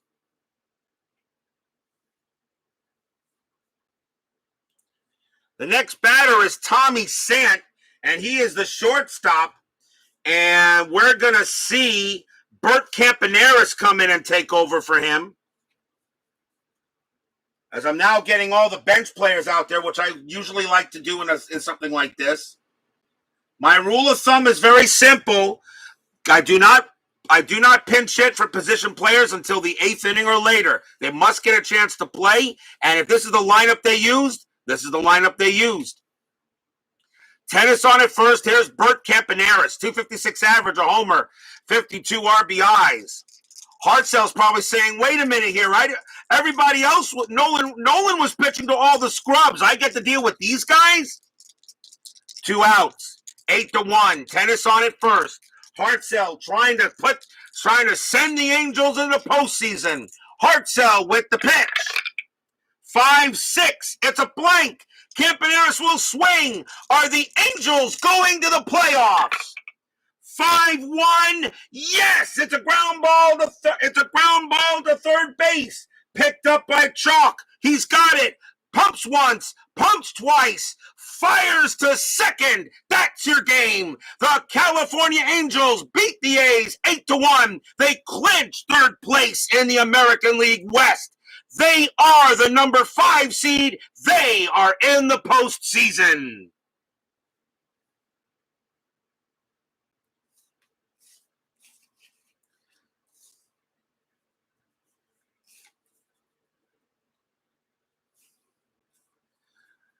What a win for the Angels as they pounded the poor A's in this game. really didn't have much of anything for him. Don't go away. Final line score coming right up.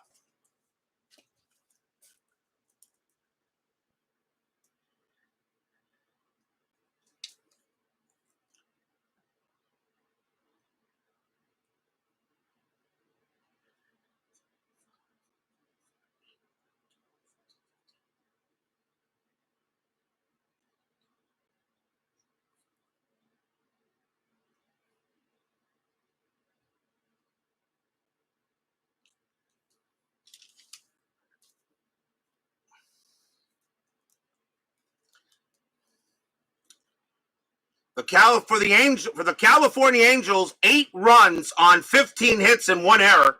For the Oakland Athletics, 1 run on 4 hits and 3 errors. Nolan Ryan does wind up with the win. Mike Torrez takes the loss. There was no save in the game.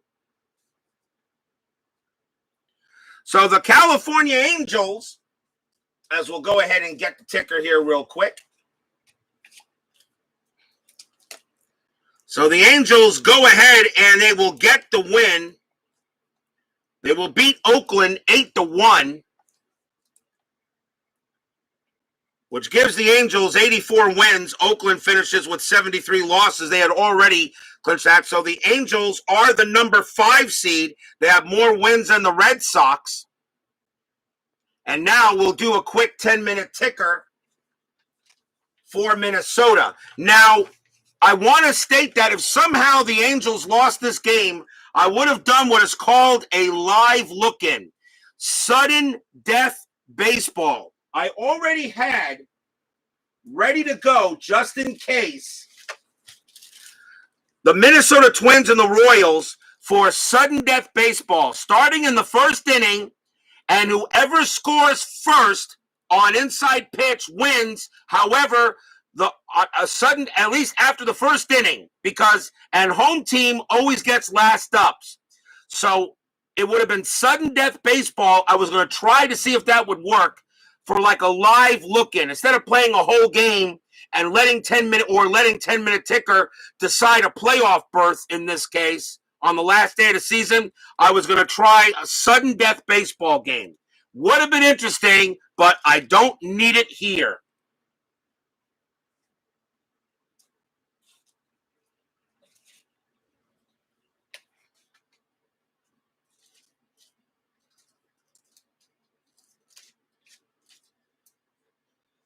Sudden death baseball was my idea, and I may use that and I probably will use it for future seasons. Okay, nearing the end of the season, I'll only do it probably on the final weekend. Maybe next year we'll do that for the next season. So let's see. So for 10-minute ticker in this game, for Minnesota, their 10-minute ticker was they had a 14. And that is a 23, and that is 3 runs. Kansas City has a 16, 62, and they would have lost anyway, but you never know. So that's 8 runs. So Kansas City beats the Angels 8-3, but Minnesota already knew they lost before they played this game, so they already knew they were out of the playoffs at the time. So that is the 10-minute ticker for that. Don't go away. Just give me about a few minutes just to reset. It won't take me long. As we'll get ready for the second game of our doubleheader tonight, the Padres and the Dodgers.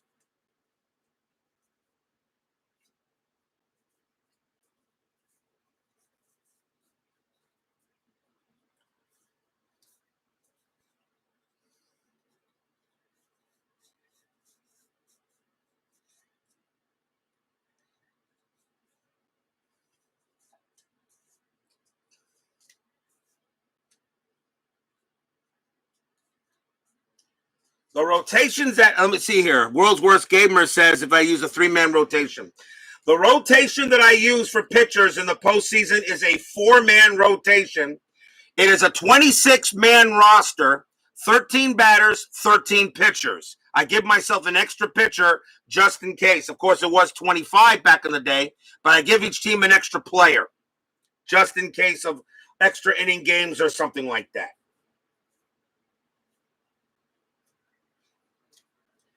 So it is a 26-man roster, and I check, of course, to see who was on the final roster, and then I usually make sure that the players with the most at-bats are usually put in, although I do try to create a left-handed and a right-handed lineup for each team. And I'm usually successful at that.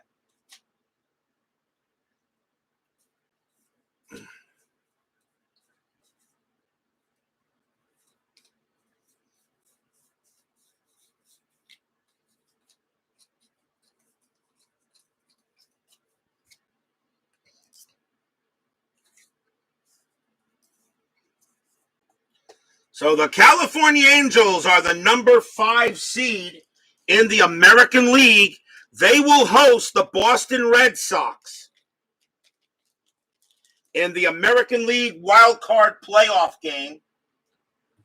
The winner of that game will play the Cleveland Indians in the best of 3 wild card series.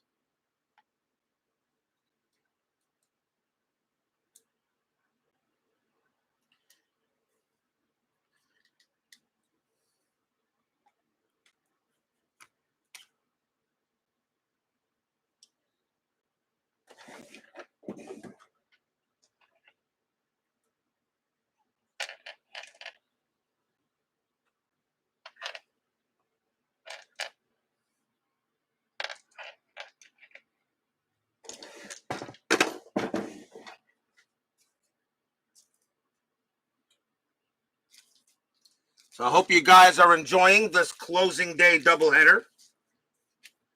I mean, we have opening day. We should have closing day, right?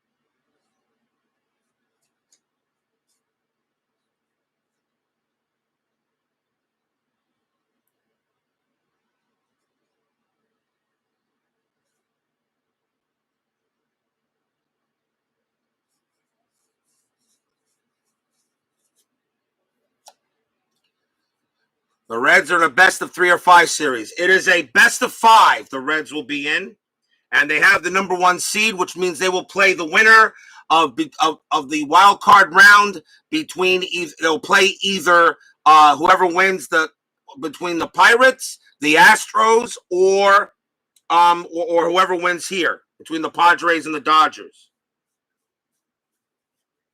It is a best of 5. The wild card playoff is a 1-game playoff. The wild card series is a best of 3. The division series are best of 5. The championship and World Series are best of 7. Now, of course, in 1976, the championship series was a best of 5. They didn't go to a best of 7 until 1985 season. But best of 7 sounds right. A little longer, a little bit more interesting to make the game truly to see who is best to see who really is the best team to win it all. And that will be taken by my mom.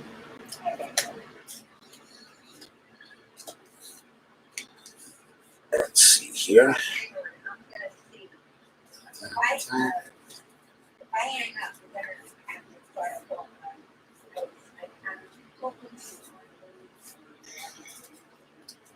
Okay. So, yeah, it's a best of 5 series the Reds will be in. If you're the number 1, 2, or 3 seeds, you avoid the wild card round.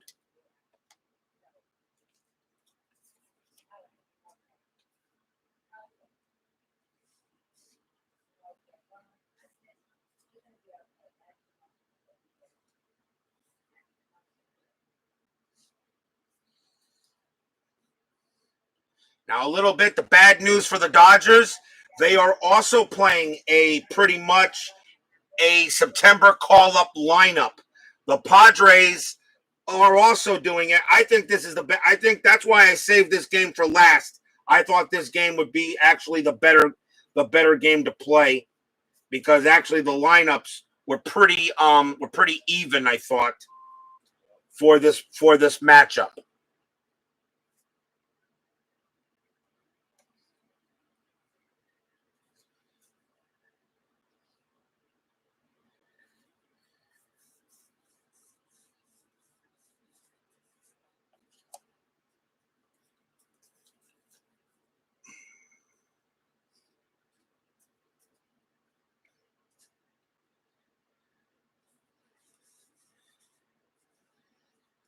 Okay, one more second here. We'll be ready to go. So I do create the playoff rosters. I usually also create the lineups. However, I use the help of Baseball Reference to put together the optimized lineups against lefties and righties if I can. So once playoffs start, play 1 game per day, right? Yep, 1 game per day. However, on my days off, like the weekend or maybe Friday nights, I'll probably do I'll do double headers. I'll do a double header on days that I'm off. So, because when I work, let me tell you something. Putting this game together, and I was working tonight, I knew this would be tough. But I said, you know what? I want to get this season done. We have completed the regular season tonight. We should all be proud of that we completed our 3rd season replay. And although 1994 was just a restart, but all you guys, joining me for the games and such, we actually completed the 1976 season. And that is something special, I think. Jeez. Should have had this completely ready, but I didn't. But that's all right.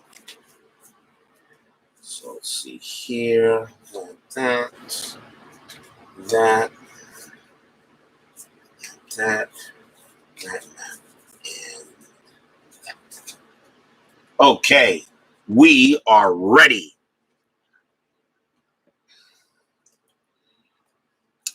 Let's get ready for the night's doubleheader, closing day, 1976 season. The pennant race comes to the end. Let's go to game number 2. We are at Dodger Stadium between the San Diego Padres and the Los Angeles Dodgers. The Padres have won 2 games in a row against the Dodgers. A win tonight, there will be a 1-game playoff tomorrow between these two. If the Dodgers win tonight, it is over, and the Dodgers are the 3rd place winner in the National League West, and they will travel to Pittsburgh for their wild card playoff game. So everything on the line tonight. Padres win, we have a 1-game playoff tomorrow night. Dodgers win, season will be over, and we will start the wild card playoff on Friday with a day off. I will take 1 day off between the final game and the playoffs to give me a chance to put together the playoff rosters. How did I do the lineups and rotations? I kind of cheated a little bit with 1994. I actually went ahead and did I used the as scheduled schedule that was available for 1994, and I took games from previous matchups. So, like if the Yankees played the Red Sox, I took a Yankee-Red Sox game from when the season was played and used those lineups. My problem was I was not really keeping track of who was on the team at the time. I made a few mistakes. Like, for instance, as you know, Deion Sanders starts with the Atlanta Braves in 1994 and ends up on the Reds later in the year. So after doing that, I said I have to use Action PC Baseball to help me make sure the rosters are correct. It wasn't easy, but we actually managed to get it done pretty well. We took the top 2 teams in each division from 1994 and later, that's when they started the 3-division alignment. And if I do a 3-division baseball league, we take the top 2 teams in each division, not the top 3. The 6 still plays the 5, and the 5 still plays the 4. If you're in second place, you're guaranteed to be in the wild card round. But if you are a division winner, you're guaranteed to be in the division series. But in the 2-divisional lineup, it's a top 3. So let's go and get set for game number 2 of this exciting doubleheader. The Padres and the Dodgers. Starting pitcher for the Dodgers in this game for the Los Angeles Dodgers was Burt Hooton. 11 wins, 15 losses, a 3.26 ERA. He gets the call here at Dodger Stadium. This place is packed. They know a Dodger win and they're in. Padres win, they get to play one more game. Top of the first, leading off for the Padres will be center fielder Johnny Grubb. 284 average, 5 homers, 27 RBIs. Blue and white dice for the Dodgers. White die will be red first. Here we go, game number 2. We've already have one race decided. Do we have another? 2-2, that's a wild pitch, ball 1. 5-2, that's an error on a throw. Grubb will swing the bat, 1-6. That's a ground ball to first base. That ball is hit to Garvey. Garvey's error rating is a 2. That's a 17. He will throw to Hooton covering the bag, and that's out number 1. So that is a ground out to first. Next batter, second baseman Mike Champion. 237 average, a homer, 2 RBIs. Still using the as-played lineups. If there is a playoff game tomorrow, I will create the lineups for both teams. Hooton with the pitch. 1-4. That's a walk. That one. Will it walk Champion? Yes, it does. Wow, barely walked him. Champion has a 3. -1 from Dodger Stadium is a 2. And he got the 1, so he walks Champion. So a walk given up by Hooton. Dodger Stadium subtracts 1 from strikeouts and 1 from walks. Next up will be the left fielder, Jerry Turner, 267 average, 5 homers, 37 RBIs. Infield at double play, checking a strat, 12, nothing happening. Hooton will go ahead and make the pitch. 5-3, strikeout 9, got him, struck out Turner. Strikeout number 1 for Hooton, he had 116 of them in 76, and there are now 2 outs. Here is the right fielder, Bobby Valentine. 367 average, 4 homers. 4 RBIs. Champion on it first. That is a 20. Hooton fires to first base. Got him! Got Champion on a 1. He nailed him. Picked him off. Champion is out. Oh, boy. Side retired. No runs, no hits. Champion picked off at first with Valentine at the plate, and he will have to wait until the second inning to bat again. We go to the bottom of the first.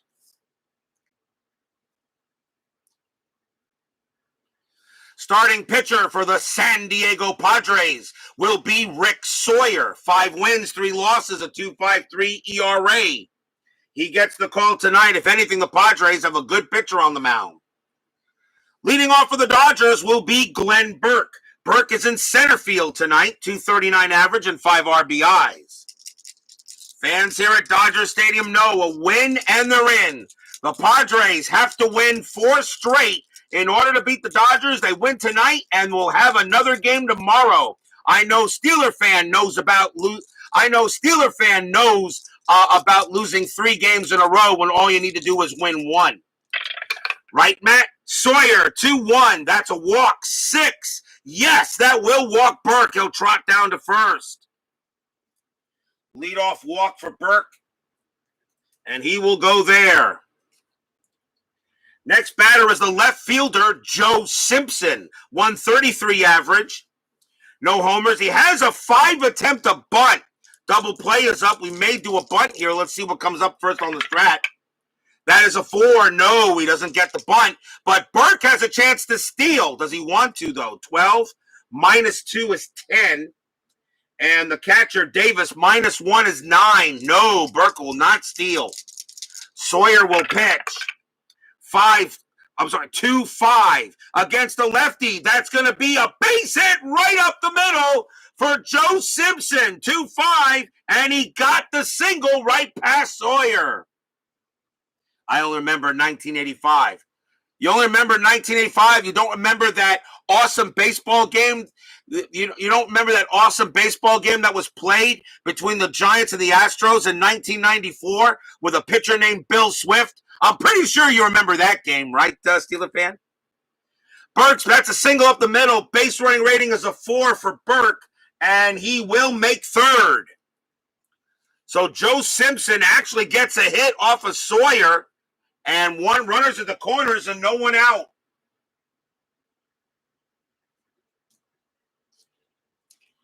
No one out. Runners at the corners.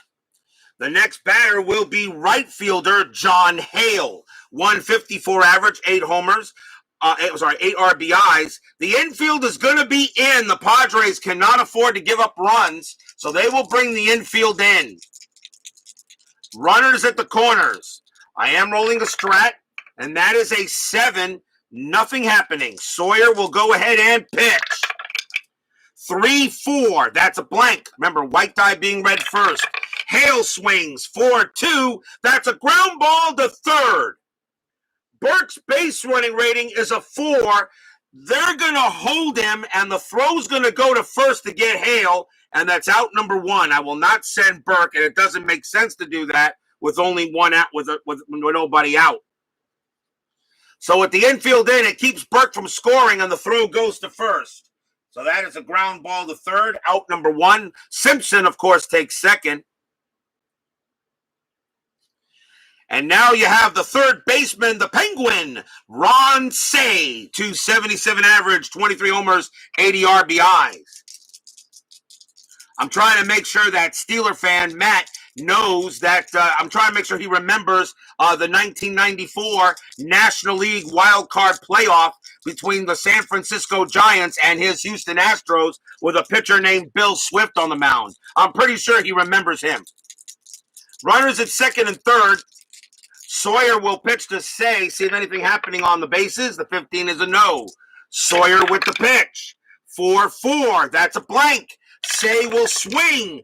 3-2. It's a fly ball to left field. That is out number 2. Cey's sacrifice fly rating is a 1. No, he doesn't get Burt, but Burt gets a chance to come in. Base running is a 4. Fly ball to left. Turner's out there. Turner is out there, and his roll is has a +1 arm, so a 1-5 Burt will score. He does. Burt jogs home, and he will come in to score, and the Dodgers take a 1-0 lead here. Sacrifice fly. Simpson stays at second. He does not attempt to go anywhere. So 1-0 in favor of the Dodgers. I remember the New York Mets not winning a title yet. I'm not talking about my Mets. I'm talking about something you should never forget. Now let's see.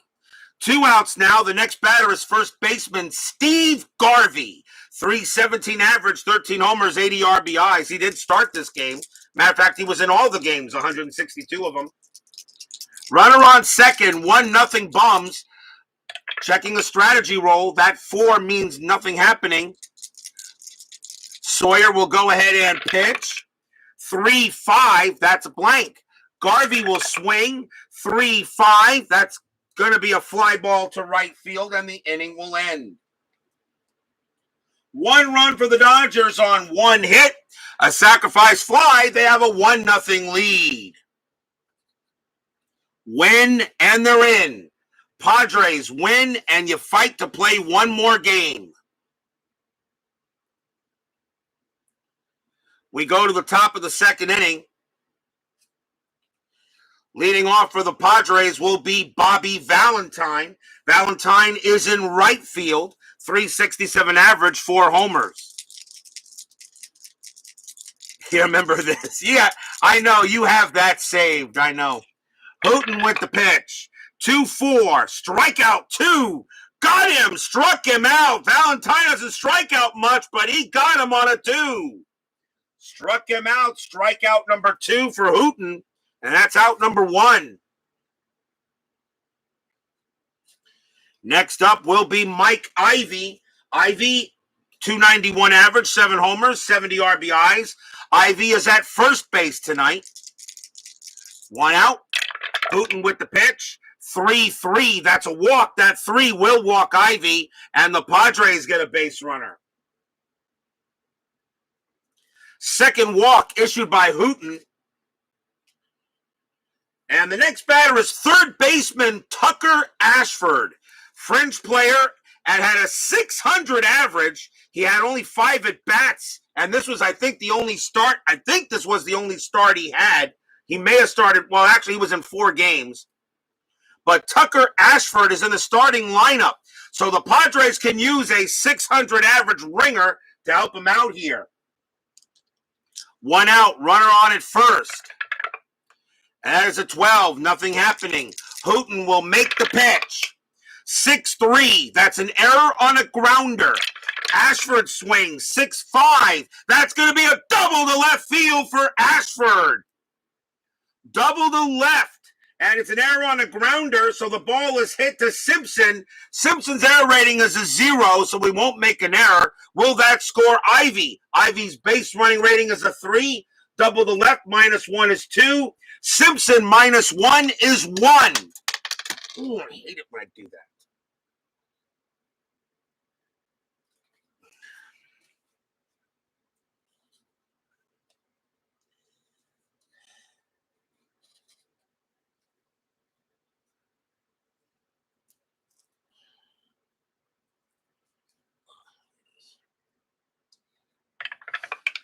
It is a 1. He scores from second base. Mike Ivy goes ahead and scores. Ashford's base running rating is a 4. Does he take third? No, he doesn't. Ashford holds at second. An RBI double for Ashford, and Ivy comes in to score. We're tied at 1.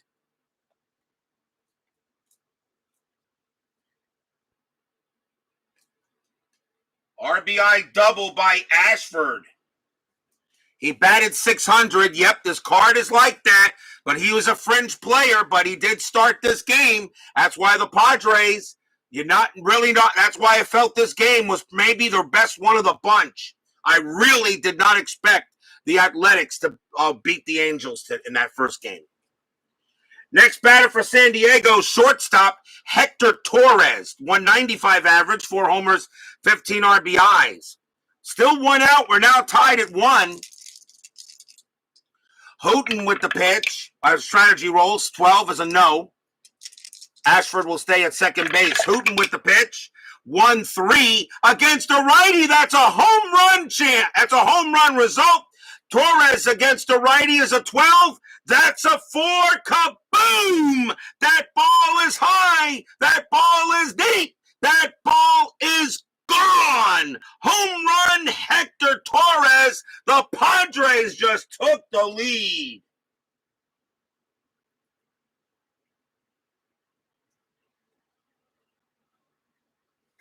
A 2-run bomb by Hector Torrez.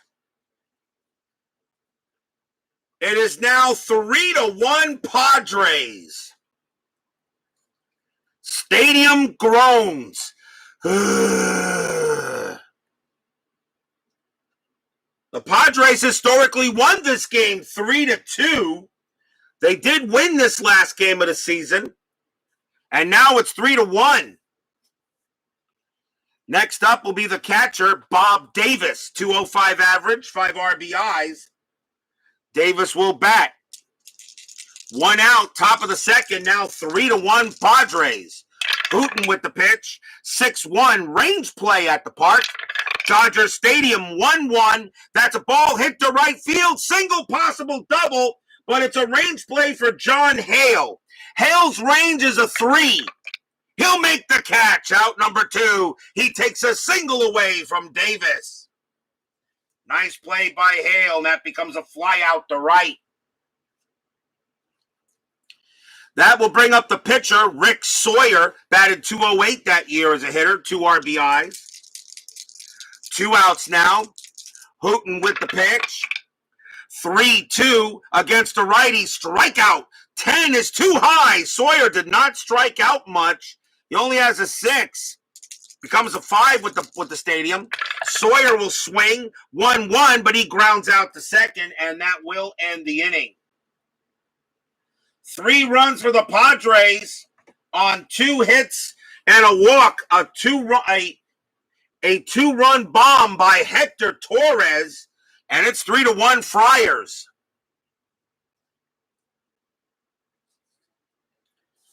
We go to the bottom of the second.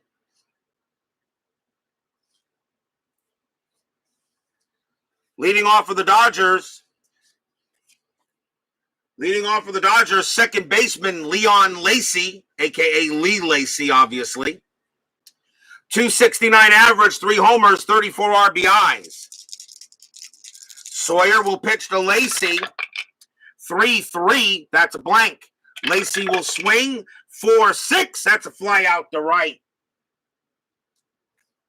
And that is out number 1. Next up for the Dodgers, shortstop Rick Auerbach, 128 average, 1 RBI. Rick Auerbach is at shortstop tonight. Another fringe, not a fringe player, but a call-up. Sawyer will pitch. 4-6, that's at the park. Dodger Stadium says 6-6, and that's going to be a base hit to center field with a possible double. Auerbach coming around first. He's got to try for second. His base running rating is a 3. Center fielder Grubb +1 is a 4. No, he holds it first. That is a 5, and Auerbach will stay at first base with the single.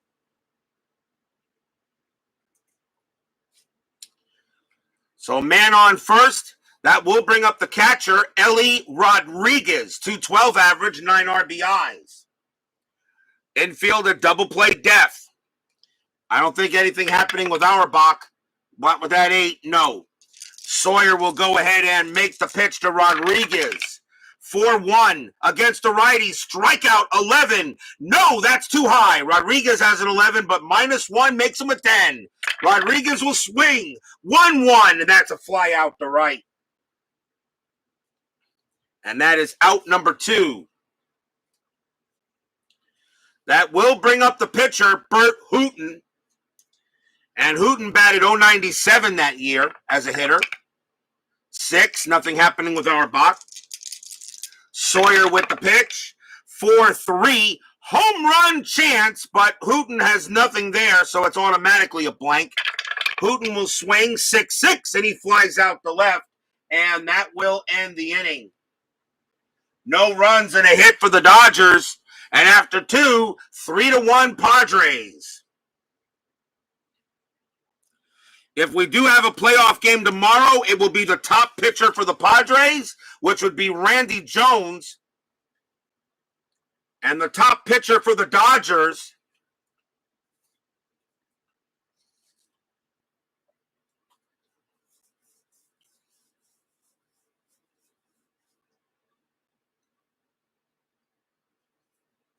which I believe would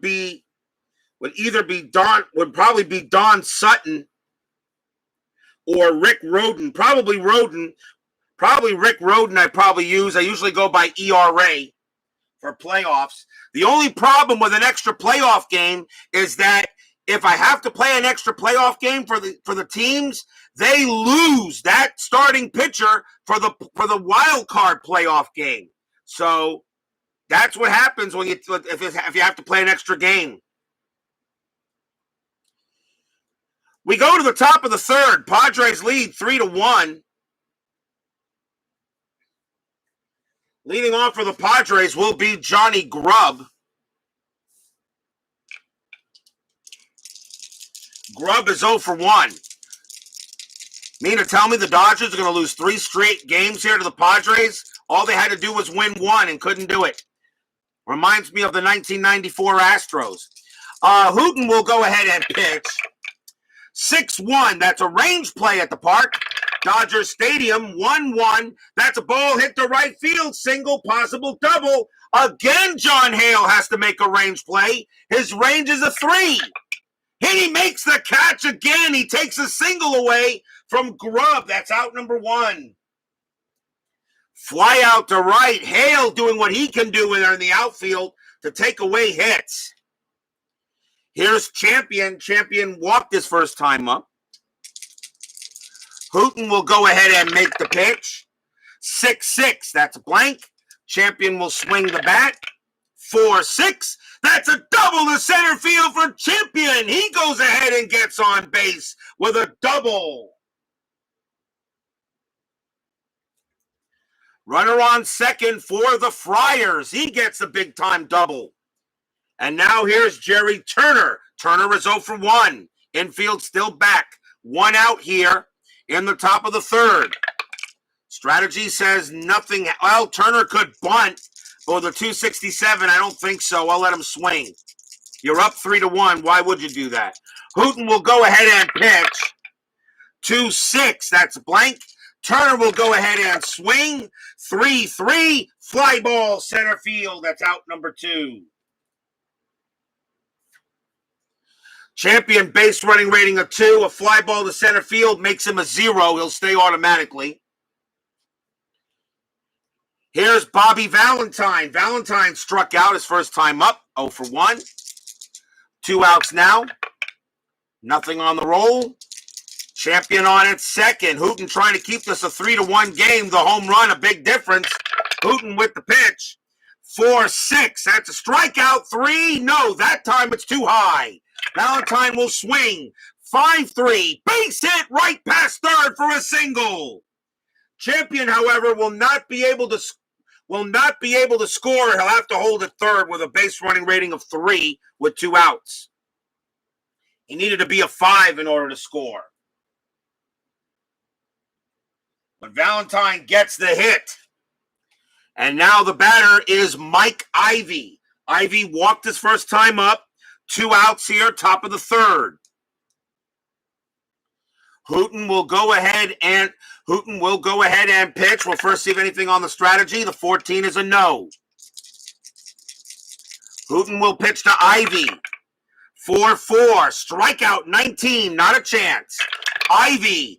4-1. That's going to be a fly ball to center field. And Glenn Burt will make the catch and retire the side. No runs, 2 hits for the Padres. We go to the bottom of the 3rd inning.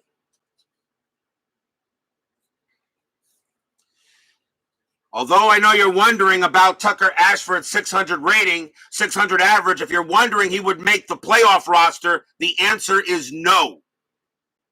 I do not think so. He has only 6 at-bats that year. He would not make the playoff roster. Also in the playoffs, I do have injuries. And yes, you can lose players for the postseason, as the Yankees found out last year, losing Mike Pagliarulo for the playoffs. Bottom of the 3rd, leading off of the Dodgers will be Burke. Burke walked his first time up. Dodgers down 3-1. Sawyer, 5-4. That's a strikeout. 19, no good. Burke, 2-3, and that's going to be a ground out to first. Taken care of by Ivy. That's out number 1. Joe Simpson is up next. He singled his first time up, so he's 1 for 1. Sawyer will go ahead and make the pitch. 4-1 against the lefty. That's a walk. That 17 is no good. Simpson swings. 2-2. He flies out to center. It's Grubb that makes that catch.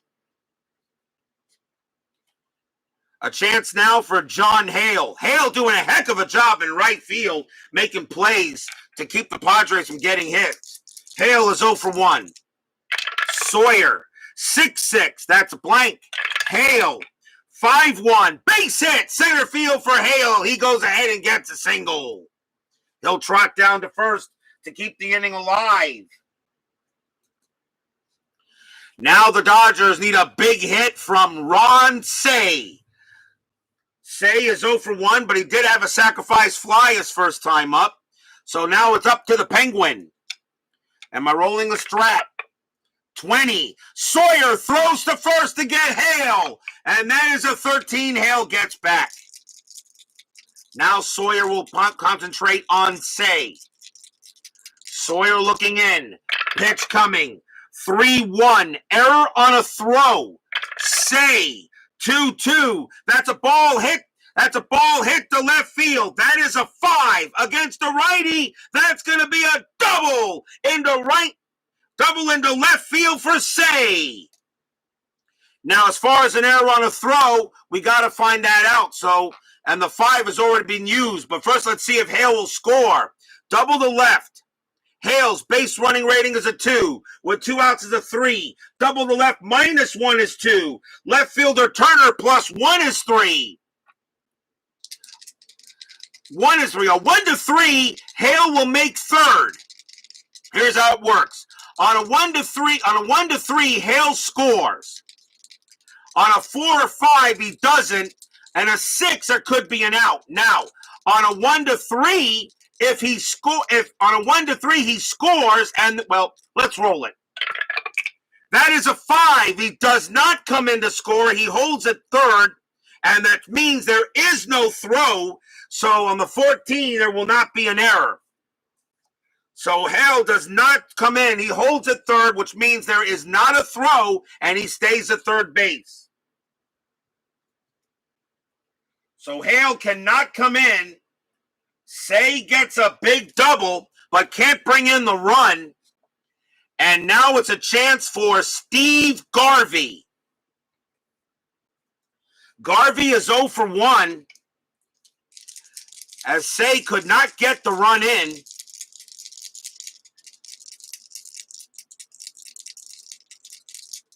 Sawyer will go ahead and pitch to Garvey. We'll see if anything happening.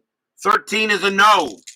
Runners at second and third. This is a big chance for the Dodgers. They got to get these runs in. Sawyer with the pitch. 6-4. Strikeout. 9 no's. Garvey does not strike out. Garvey will swing.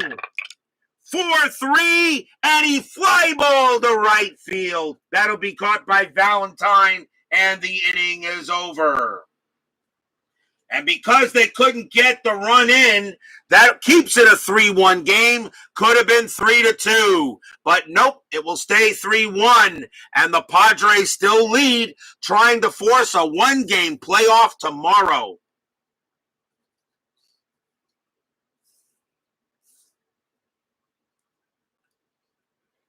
We go to the top of the 4th inning.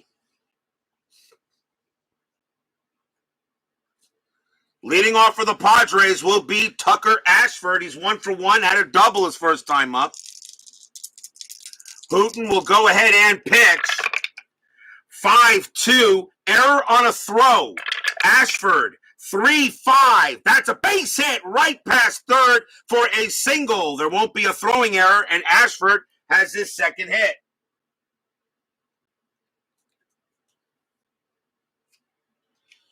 Next up will be Hector Torrez. Torrez hit a 2-run bomb his first time up, and he is 1 for 1.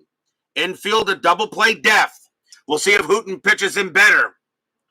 Pretty much an automatic steal. And that 12 does allow Ashford to steal. He's got a 20, and yeah, I'll send him. Goes Ashford. 20 stolen base ratings a 20. The only way he's out is on a 20. No, he's safe. Gets in there easily with a 3. So Ashford goes to second base, steals second. It takes away the double play chance. Now a chance to steal third. He needs a 7 or lower. Nope. Ashford will stay at second. Hooton will now pitch to Torrez. 6-3. That's an error on a grounder. Torrez, 3-2. And that is not an error. That's a slow rolling grounder to third. Possible infield hit. Torrez's base running rating is a 1. Picked up by Say. Torrez is only safe at first on a 1. No, he's thrown out. Torrez is thrown out at first. Tucker Ashford, though, does go to third. Batters automatically advance 1 base on a possible infield single. And we have 1 out.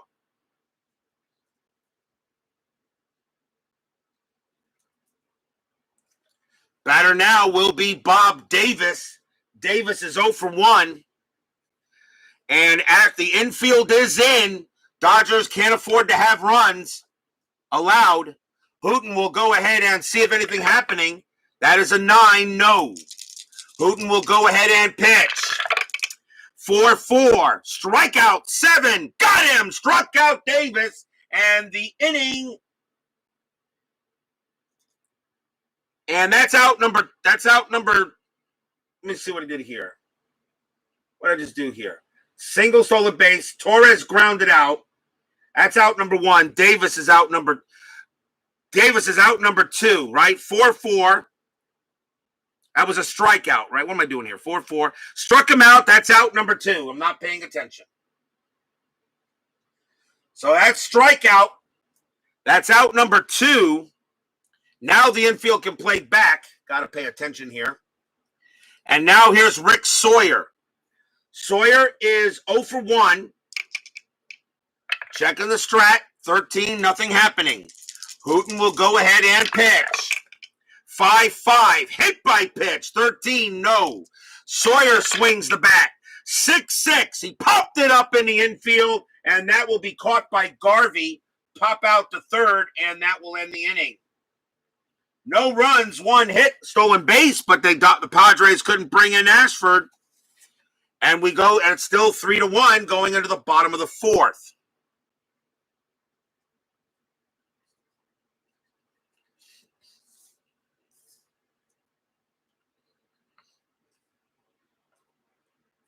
Fans here at Dodger Stadium can't believe what they're seeing. They've seen the Padres beat the Dodgers twice in the 3 games here. Lee Lacy is first up. He's 0 for 1. Dodgers winning, they're in, but the Padres are saying not so fast. Sawyer with the pitch. 2-2, that's at the park. Dodger Stadium, 3-2, and that's going to be a ground out to second base. And that is out number 1. Rick Auerbach is next. Auerbach, and he is singled his first time up. He's 1 for 1. First out. Sawyer will go ahead and pitch. 5-2 against a righty. Strikeout 16, no good. Auerbach, 5-2, and he grounds it right back to Sawyer. He'll toss it over to first for the out. 2 down. And now here's Ellie Rodriguez. Rodriguez is 0 for 1. Sawyer will go ahead and pitch. 1-1, that's a blank. Rodriguez, 3-1, fly ball to left field. And getting under that is going to be Turner, and that will retire the side. 1, 2, 3, go the Bums. And it is still 3-1 Padres after 4. 5th inning coming up. Johnny Grubb leads off. Grubb is 0 for 2. Hooton due to bat for the Dodgers in the bottom of the 5th inning, leading off. Do not know if I may pinch hit for him. Knowing what this game means to the Dodgers, I may have to pinch hit for him. I may pinch hit. Hooton with the pitch. 6-4. That's a possible error. Grubb. 2-2. And that's not going to be an error. That's a slow rolling grounder to shortstop. Picked up by Auerbach. Grubb's got a base running rating of 2. Throw to first. He's out of there. Out number 1. That's a slow rolling grounder, but Grubb with only a base running rating of 2 was out by at least a couple of steps. And that's out. That's the first out. Mike Champion is the next batter. Champion is 1 for 1, doubled his last time up. Hooton will go ahead and make the pitch. 4-2. That is a strikeout. 2 got him. Struck him out. 2 men down. And now here's Jerry Turner. Turner is 0 for 2. Hooton going ahead and making the pitch. 2-5. That's a blank. He's not tired.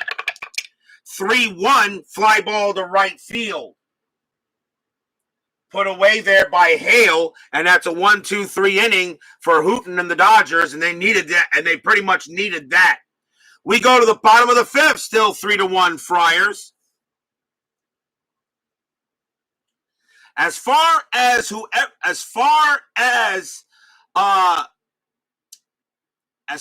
home field for tomorrow night, if we have a 1-game playoff, I'm still not sure about that yet. I don't know who would have the home field, even though they are in LA. I probably have to. I think they usually. What do they do? I think they check to see who has a better season about it. I'll have to check it. I'm not sure who will have home field if this goes to a 1-game playoff. Burt Hooton is the leadoff batter. The Dodgers are going to go ahead and take him out. They're down 3-1. That's it for Hooton. They're going to bring in a pinch hitter. And leading off for the Dodgers will be Billy Buckner. Bill Buckner, 301 average, 7 homers, 60 RBIs. Dodgers are going to the bullpen early. They know this game means a lot, and they're down 3-1. Sawyer will go ahead and make the pitch. 5-3. That's a walk. That 11 is too high. Buckner swings the bat. 3-4, and he fly ball to right field, and that's out number 1.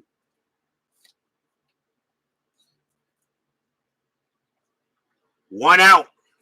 Next batter will be Glenn Burt. Burke is 0 for 1. Sawyer will go ahead and pitch. 4-3. Home run chance. But Burke, however, has zeros for home runs. No chance. Burke will swing.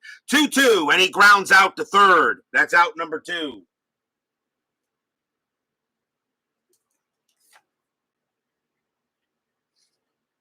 Two outs. And the next batter will be Simpson. Simpson, eh? I'll have to remember that name.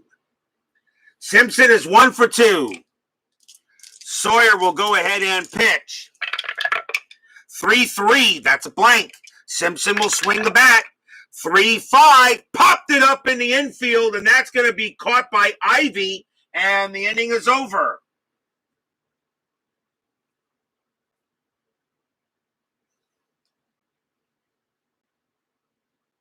One, two, three, go the Dodgers. And it is 3-1 after 5.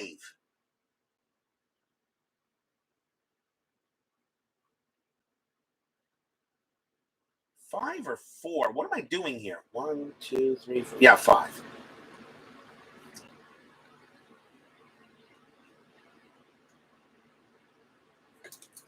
We go to the top of the 6th inning. 3-1 Dodgers. 3-1 Padres. Trying to force a 1-game playoff for tomorrow. The Padres have right coming up. The Dodgers will bring on a pitcher. It is a 6th inning. I can bring in a regular reliever here.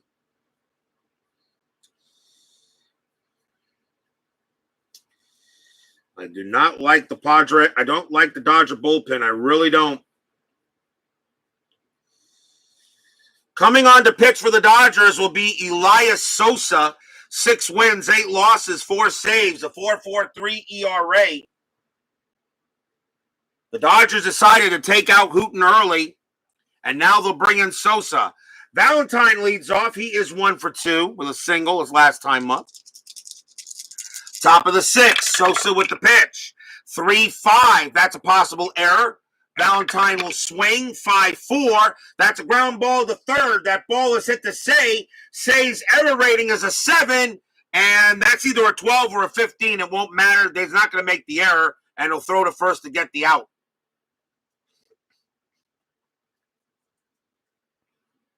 So that's ground ball to third. Next up is Ivy. Ivy walked this. He is 0 for 1, but he did have a walk. Sosa will go ahead and make the pitch. 1-5, strikeout 6. Yes, got him. Struck out Ivy. Out number 2. Big strikeout by Sosa. Now here comes the Padre ringer, and that's Tucker Ashford. Ashford 2 for 2, a single and a double. Sosa will go ahead and make the pitch. 3-1, that's at the park. Dodger Stadium. 1-3, that's hit to right field. That is a 6, and that is a possible home run, but Ashford has no home runs here. So a 2-11 be a homer, and that is a 6, so it's no home run, and that is just going to be a fly out to right, and the inning is over.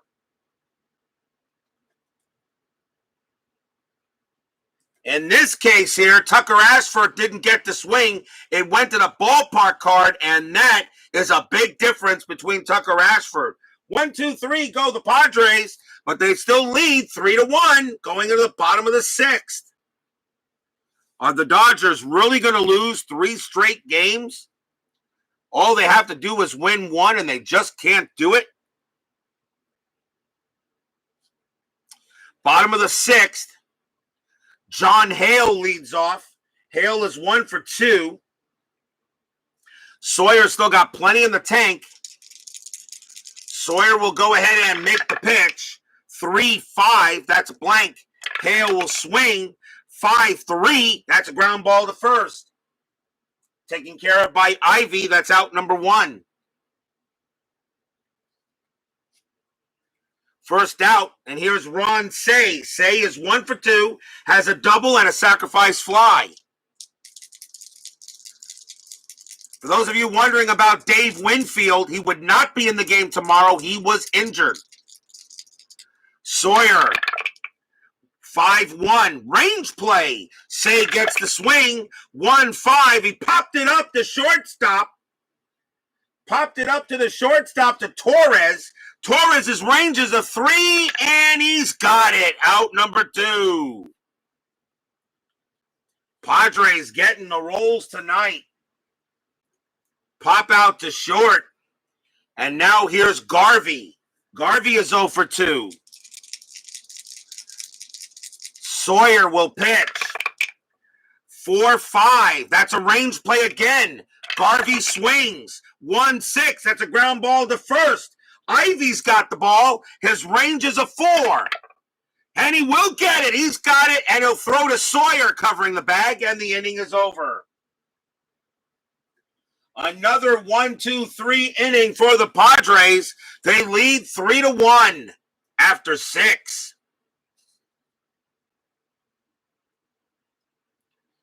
Top of inning number 7 coming up.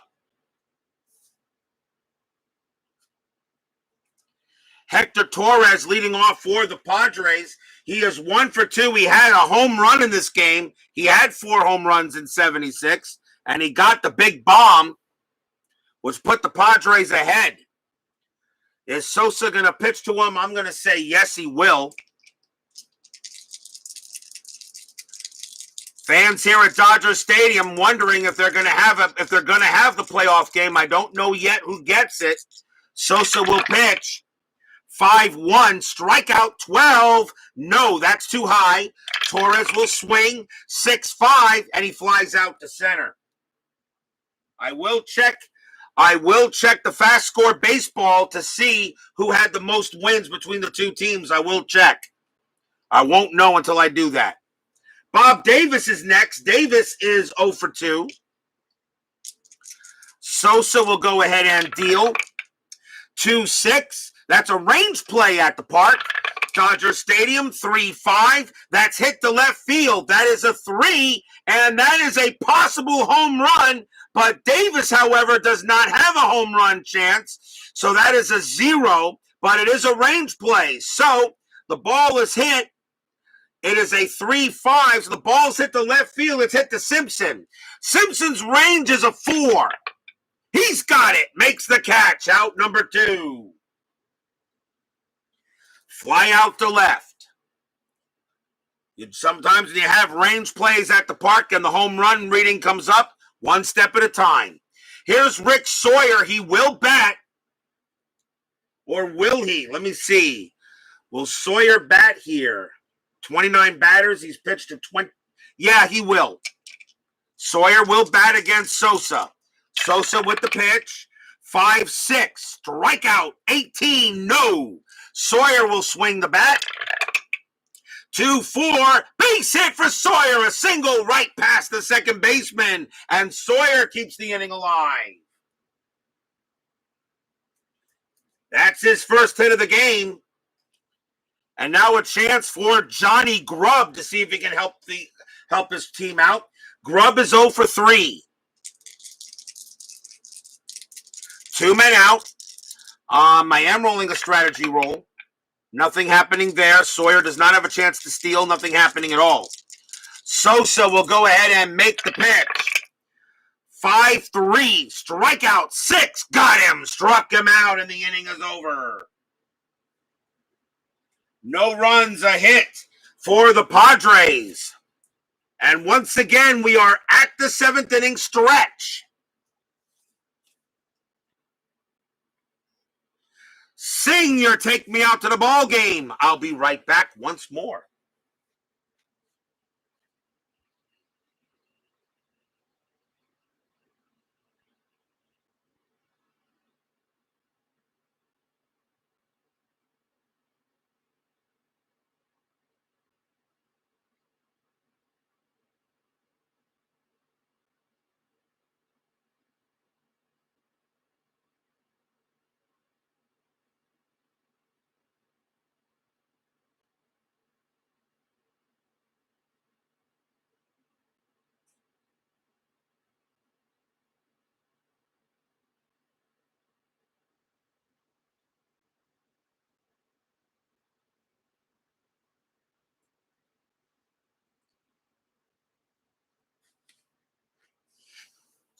I'm actually a fool. I forgot. I forgot to use the board. Let me have a look here at the board here.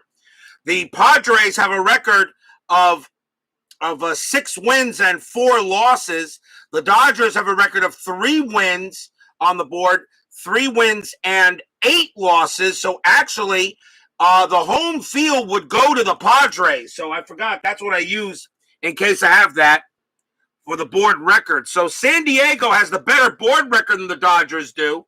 So if the Padres win this game, the 1-game playoff will be at San Diego Stadium. I totally forgot. That's what I used to check that rule. Bottom of the 7th inning. Padres lead 3-1. Fans here at Dodger Stadium beginning to wonder if this could be the last game here for the season. Because the Dodgers now were found out that if there is a 1-game playoff, it will be in San Diego. Lee Lacy leads off. He's 0 for 2. Sawyer will go ahead and pitch. 1-3, wild pitch, ball 1. Do it again. Sawyer, next pitch. 5-2 against the righty. That's a strikeout. The 10 is too high. Lacy will swing the bat. 3-3, and he grounds it to short. And that's out number 1. Picked up by Torrez. He'll throw to first. Rick Arbach is next, and he's 1 for 2. Sawyer will go ahead and pitch. 4-2 against the righty. That's a walk plus. That 20 will walk him. Arbach becomes a 24 with that, and he will walk Auerbach. And again, the Dodgers have a big runner on. That is the second walk issued by Sawyer. He had 30 of them in 76. The batter now is Rodriguez. Rodriguez is 0 for 2. Infield at double play depth. Dodgers hoping Rodriguez can come through with a hit. That's a 12. Nothing happening on the bases. We'll see a pinch hitter for Sosa anyway. Sawyer will go ahead and make the pitch. 6-4. Strikeout 6. Got him. Struck out Rodriguez. And that is out number 2. And that is that the first strikeout? Yeah. That's the first strikeout for Rick Sawyer. He only had 33 of them. That's out number 2. So we'll see a pinch hitter for Sosa as he's done. And coming on to pinch hit for the Dodgers will be Bill Russell. Russell, 274 average, 5 homers, 65 RBIs. Russell will go up against Sawyer here to try to keep this inning alive. 2 outs.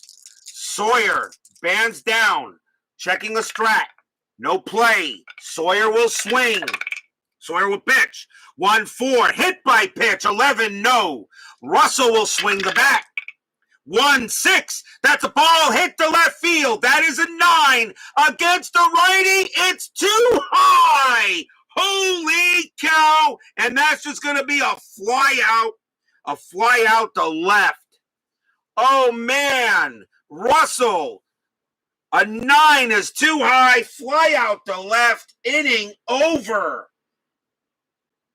A walk is all the Dodgers get. The Padres are 6 outs away from winning their 3rd in a row over the Dodgers and forcing a 1-game playoff. After 7, 3-1 Padres. However, the Dodgers will start bringing in bench players if they can.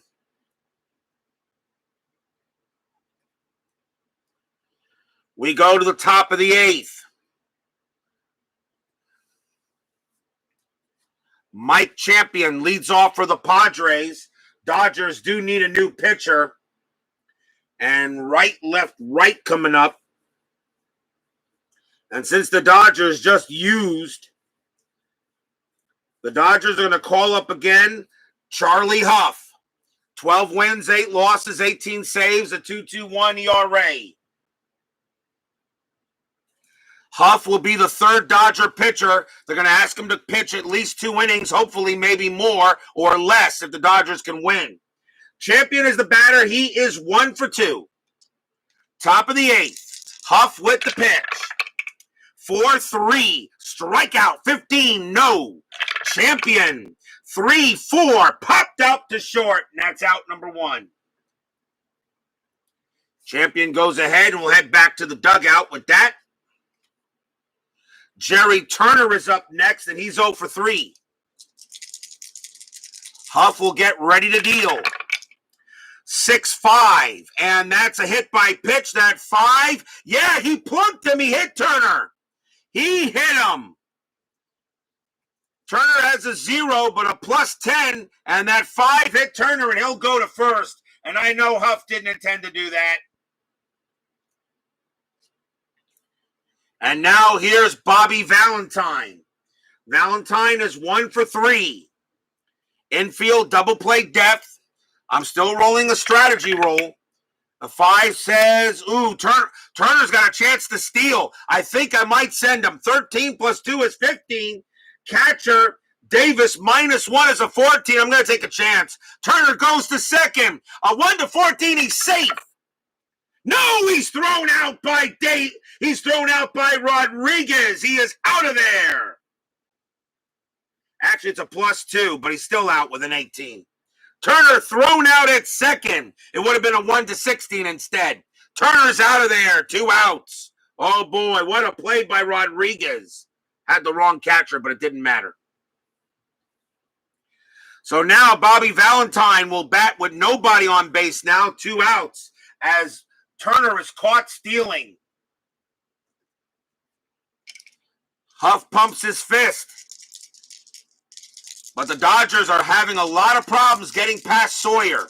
Huff with the pitch. 4-3. Strikeout. 15. No. Valentine. 2-5. Base hit to right field. That's a single. And boy, does that caught stealing hurt. Valentine gets a single. Hold it first. The next batter is Ivy. Ivy is 0 for 2. He did walk in the game. Checking on a strat.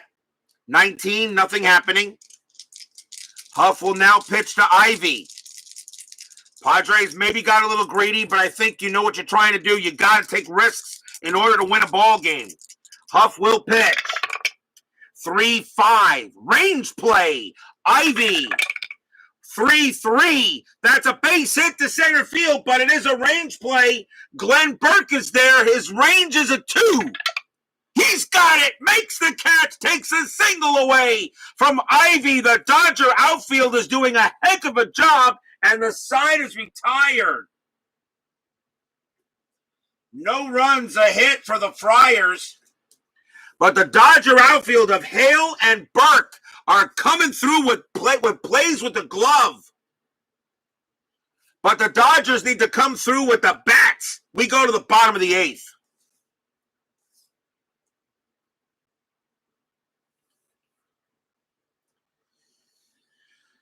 Sawyer can pitch to 2 more batters before tiring.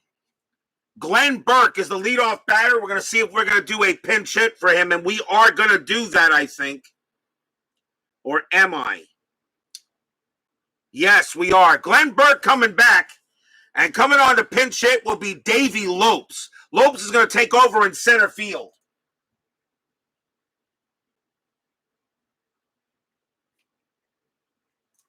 So here's Davey Lopes, 241 average, 4 homers, 20 RBIs.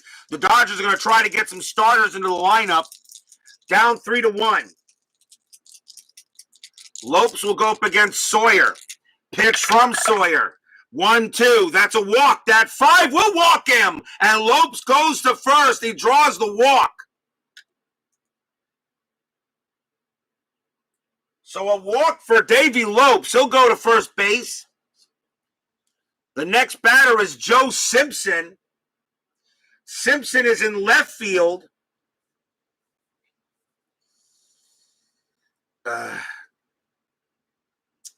And it still has to be the most at bats, though. Yeah, it has to be. Yeah. He's in left field. Simpson will come out of the game. And coming on to pinch hit will be Reggie Smith. And taking over in left field will be Jim Little.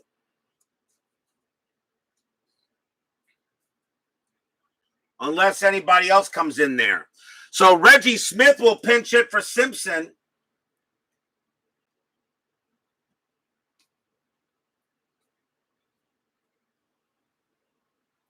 And Jim Little will take over in left.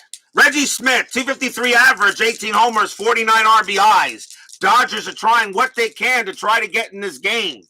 Reggie Smith is a tying run. Infield double play depth. This is Sawyer's probably last batter. He will be tired after this. And he'll pitch to him. I think he'll pitch to him. You know what? Sawyer's due to bat what? 5th? That is it for Sawyer. They're going to bring on a lefty. So Sawyer is done for the day because Smith hits righties better. So the Padres will bring in a new pitcher. They'll bring in a lefty, and it's going to be Dave Tomlin. No wins, a loss, no save, a 2.84 ERA. Dave Tomlin will pitch to Reggie Smith and turn him around. Nobody out, bottom of the 8th. Padres lead 3-1. If the Dodgers want to take the lead, this is the time to do it. Runner on at first, checking a strat. That's a 4. Lopes does have a chance to steal. 17 minus 1 would be a 16. And Davis, a minus 1 would be a 15. Ooh, do I send him? No, I will let Smith hit. Tomlin will go ahead and pitch. 2-3 against the righty switch. That's a blank. Against the right-handed switch, that's a blank. Smith will swing.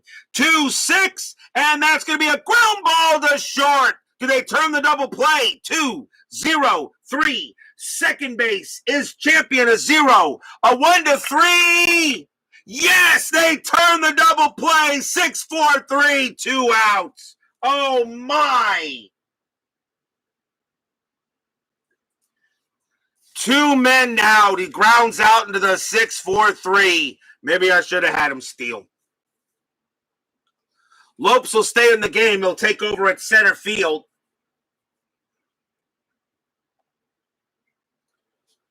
The next batter for the Dodgers is John Hale, and they're going to bring him back as well. And coming on to pitch, to bat, will be Dusty Baker, and he'll take over in right field.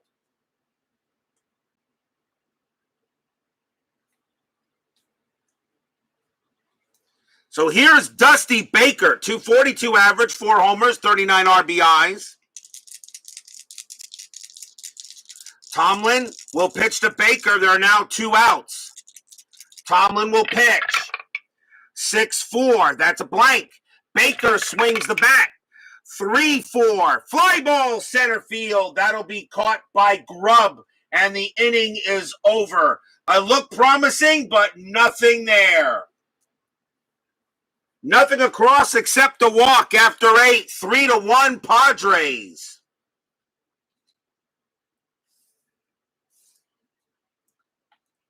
We go to the top of the 9th inning. Fans here at Dodger Stadium know that this could be the last game played here unless the Dodgers somehow come from behind or win a 1-game playoff tomorrow. Huff will pitch. Leading off for the Padres is Tucker Ashford. He will hit. Ashford is 2 for 3. Huff will get ready to pitch. Huff. 6-3. That's at the park. Dodger Stadium will say 5-1, and it's a ground ball to first. That'll get taken care of by Garvey. That's out number 1. Again, Ashford's result is off the park. That's the first out. Sometimes even having a 600 hitter card doesn't matter. Next batter is Hector Torrez. Torrez hit a home run in this game. He's 1 for 3. But the Dodgers, even though he hit the home run, he is the shortstop, and the Padres will make a change, and they're going to bring on Tito Fuentes to pinch hit. And Enzo Hernandez will take over at short.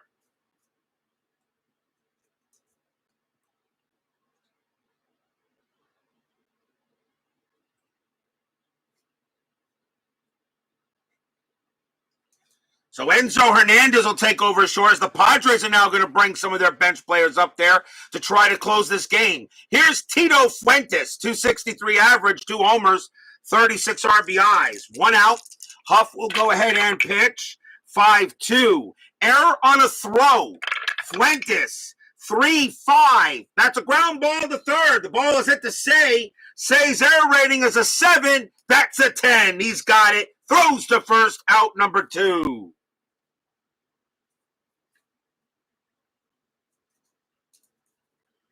No error there.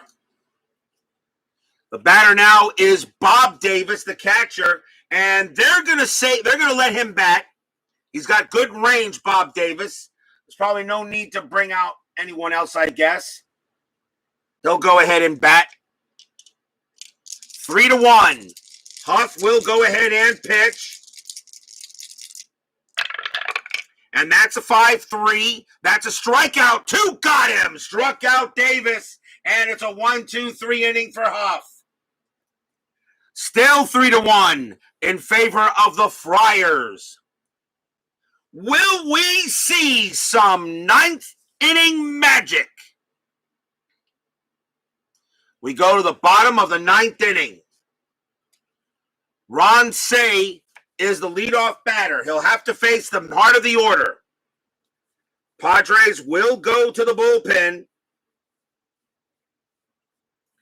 And they will bring out their closer, Butch Metzger. 11 wins, 4 losses, 16 saves, a 2.92 ERA, and this is a save situation.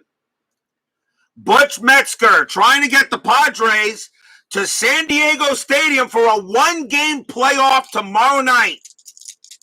If there will be no game on Friday, and the first postseason game will be Saturday. And since it's Saturday, I will do a doubleheader. I will do both wild card playoff games, one game in the morning and one game at night. On days that I'm off or days that I'm not working the next day, I will get 2 games in if possible. But they will be split. They won't be done as a doubleheader like this one is. Metzger will pitch to Say. Say is 1 for 3, has a double and a sacrifice fly. Fans here at Dodger Stadium hoping for some magic. Metzger with the pitch. 5-6, strikeout 18, way too high. Say will swing 5-2, and that's a fly ball center field. And that is out number 1. 1 out. The batter now is Garvey. The play of the game has to be that double play in the last inning. Garvey is 0 for 3. Metzger will go ahead and make the deal. 1-3, blank. Garvey swings. 6-5, double to right field. Garvey gets a hold of that one, and that goes into the corner for a double. What? Did you expect the 1-2-3 closing inning at RJL 5-1-8? I think not. Garvey goes to second on a double, and it brings the tying run to the plate. The batter is Leon Lacy, and I'm going to let him hit. 269 average, good enough for me. Lacy's 0 for 3. Stadium on their feet as BBBB says so. Lacy, Garvey on at second. Am I rolling the strategy? No strat roll. It's Metzger versus Lacy. Metzger with the pitch. 4-5. That's at the park. Dodger Stadium says 4-2, and that's going to be a fly ball to center field. And that's going to be caught by Grubb, and that is out number 2. And Garvey will stay at second automatically. It would be a chance to get the third would be a 1. He's not even going to run. You get thrown out at third, that could be the dumbest thing you could do. 2 men out. Rick Auerbach is the next batter. We will see a pinch hitter for him. Auerbach is the shortstop. And coming on to pinch hit will be Ted Sizemore. 241 average. He has no homers, but they're looking forward to see if he can get a hit. Ted Sizemore. And if this game goes any further, coming in to take over at shortstop will be Ivan DeJesus.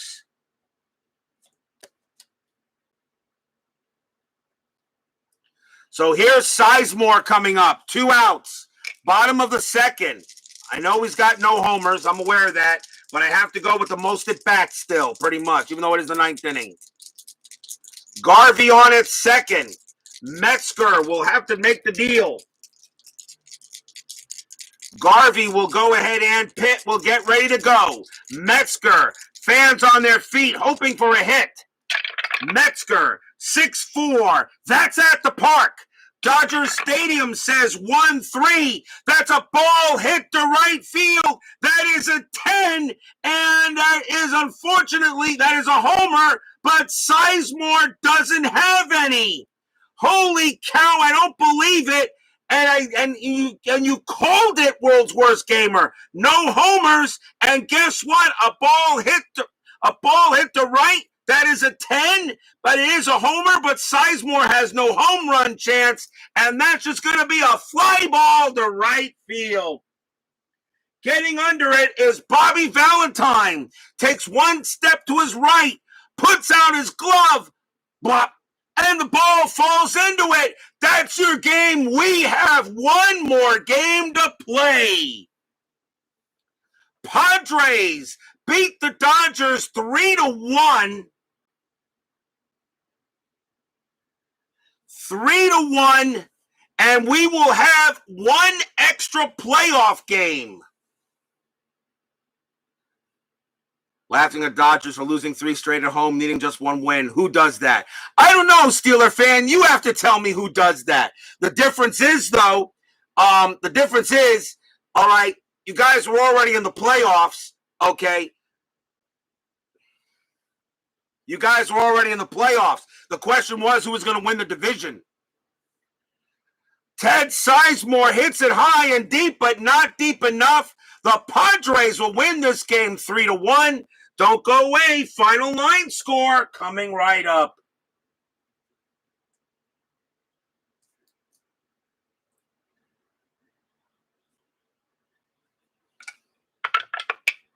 He wouldn't have gotten it anyway. All right. Never mind what I just did.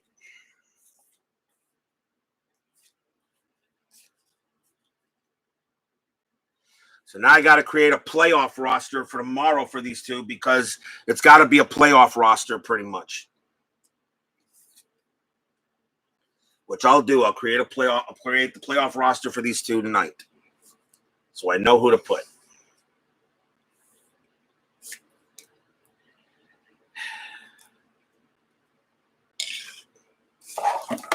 For those of you that stayed here for the entire 3 hours, kudos to you guys for that.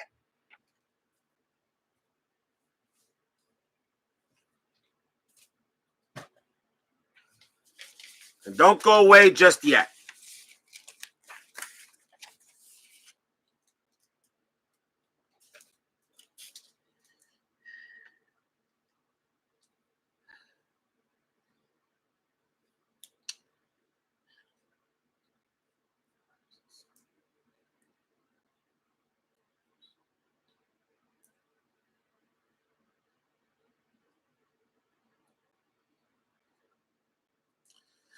For the Padres, 3 runs on 7 hits and no errors. For the Dodgers, 1 run on 5 hits and no errors. The winning pitcher is Rick Sawyer. He gets the win. Burt Hooton does take the loss. And Roger Metzger does wind up the save. Now, of course, if there's not enough relievers for the teams, okay, I make that up with the position players, obviously. There will always be 26 players on the team, unless there really isn't enough. But we make the lineups pretty well. So with that victory by the Padres, 3-1 over the Dodgers, the Dodgers and the Padres, 79 wins, 83 losses, will have 1 more game tomorrow for the final playoff spot. The winner will then go to Pittsburgh to play the National League playoff wild card playoff. I can tell you right now, the Angels have 84 wins and the Pirates have 85 wins. So that means, and I always go with the team with the lowest amount of wins will be first. So, that being said, that means that after tomorrow night's playoff game, Friday I will not be playing. Saturday, we will have 2 playoff games. Game 1 in the morning will be the Red Sox at California. Game 2 at night will be Los Angeles or San Diego at Pittsburgh.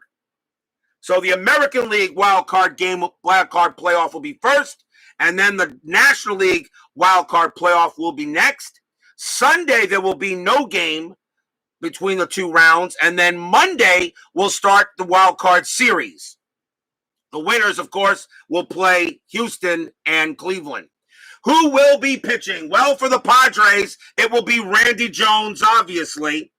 But that means that if the Padres win, okay, they cannot have Randy Jones, all right, for the game for the National League wild card playoff. They don't get him again. So now, because it is considered a playoff game, although they do list it as a regular season game, though, but I will consider a playoff game. It will be Randy Jones for the Padres, as I always go by ERA. So Randy Jones will pitch for the Padres, and I'm going to go with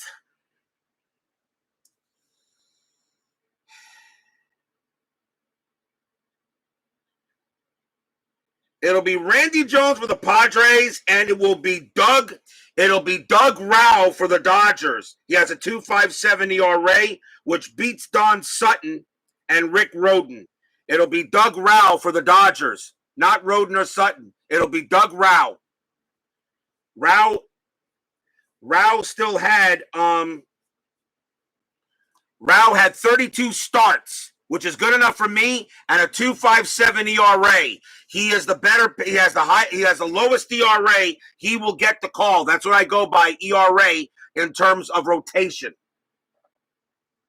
So it'll be Randy Jones versus Doug Rowell. Doug Rowell versus Randy Jones. That will be the game tomorrow.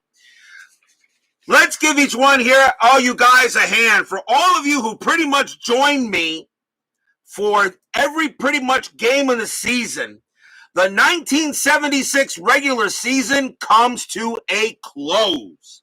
We have one playoff game to play, and that playoff game will figure in the standings, though. So I'm not going to post the final standings until after tomorrow.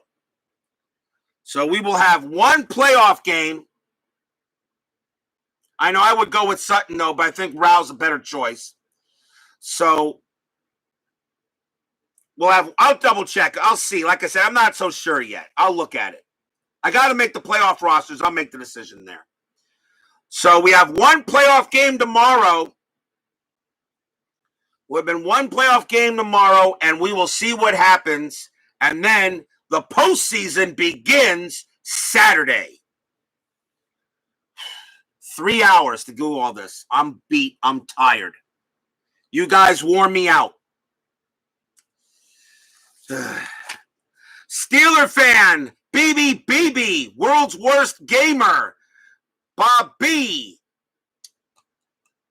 Uncle Dave Gardner, Brian Patterson, Tribe fan 879, Beatles Eternally, G Puck. Thank you all for joining me tonight. Please leave a like on your way out to the turnstiles. Subscribe if you've not done so. And remember, you guys want to get ready, because remember, before the World Series, you guys again will be choosing the next season for me to do. But remember, that's after the season selection show, which I always have before the World Series, where I show you where we eliminate seasons to find out what ones will be chosen.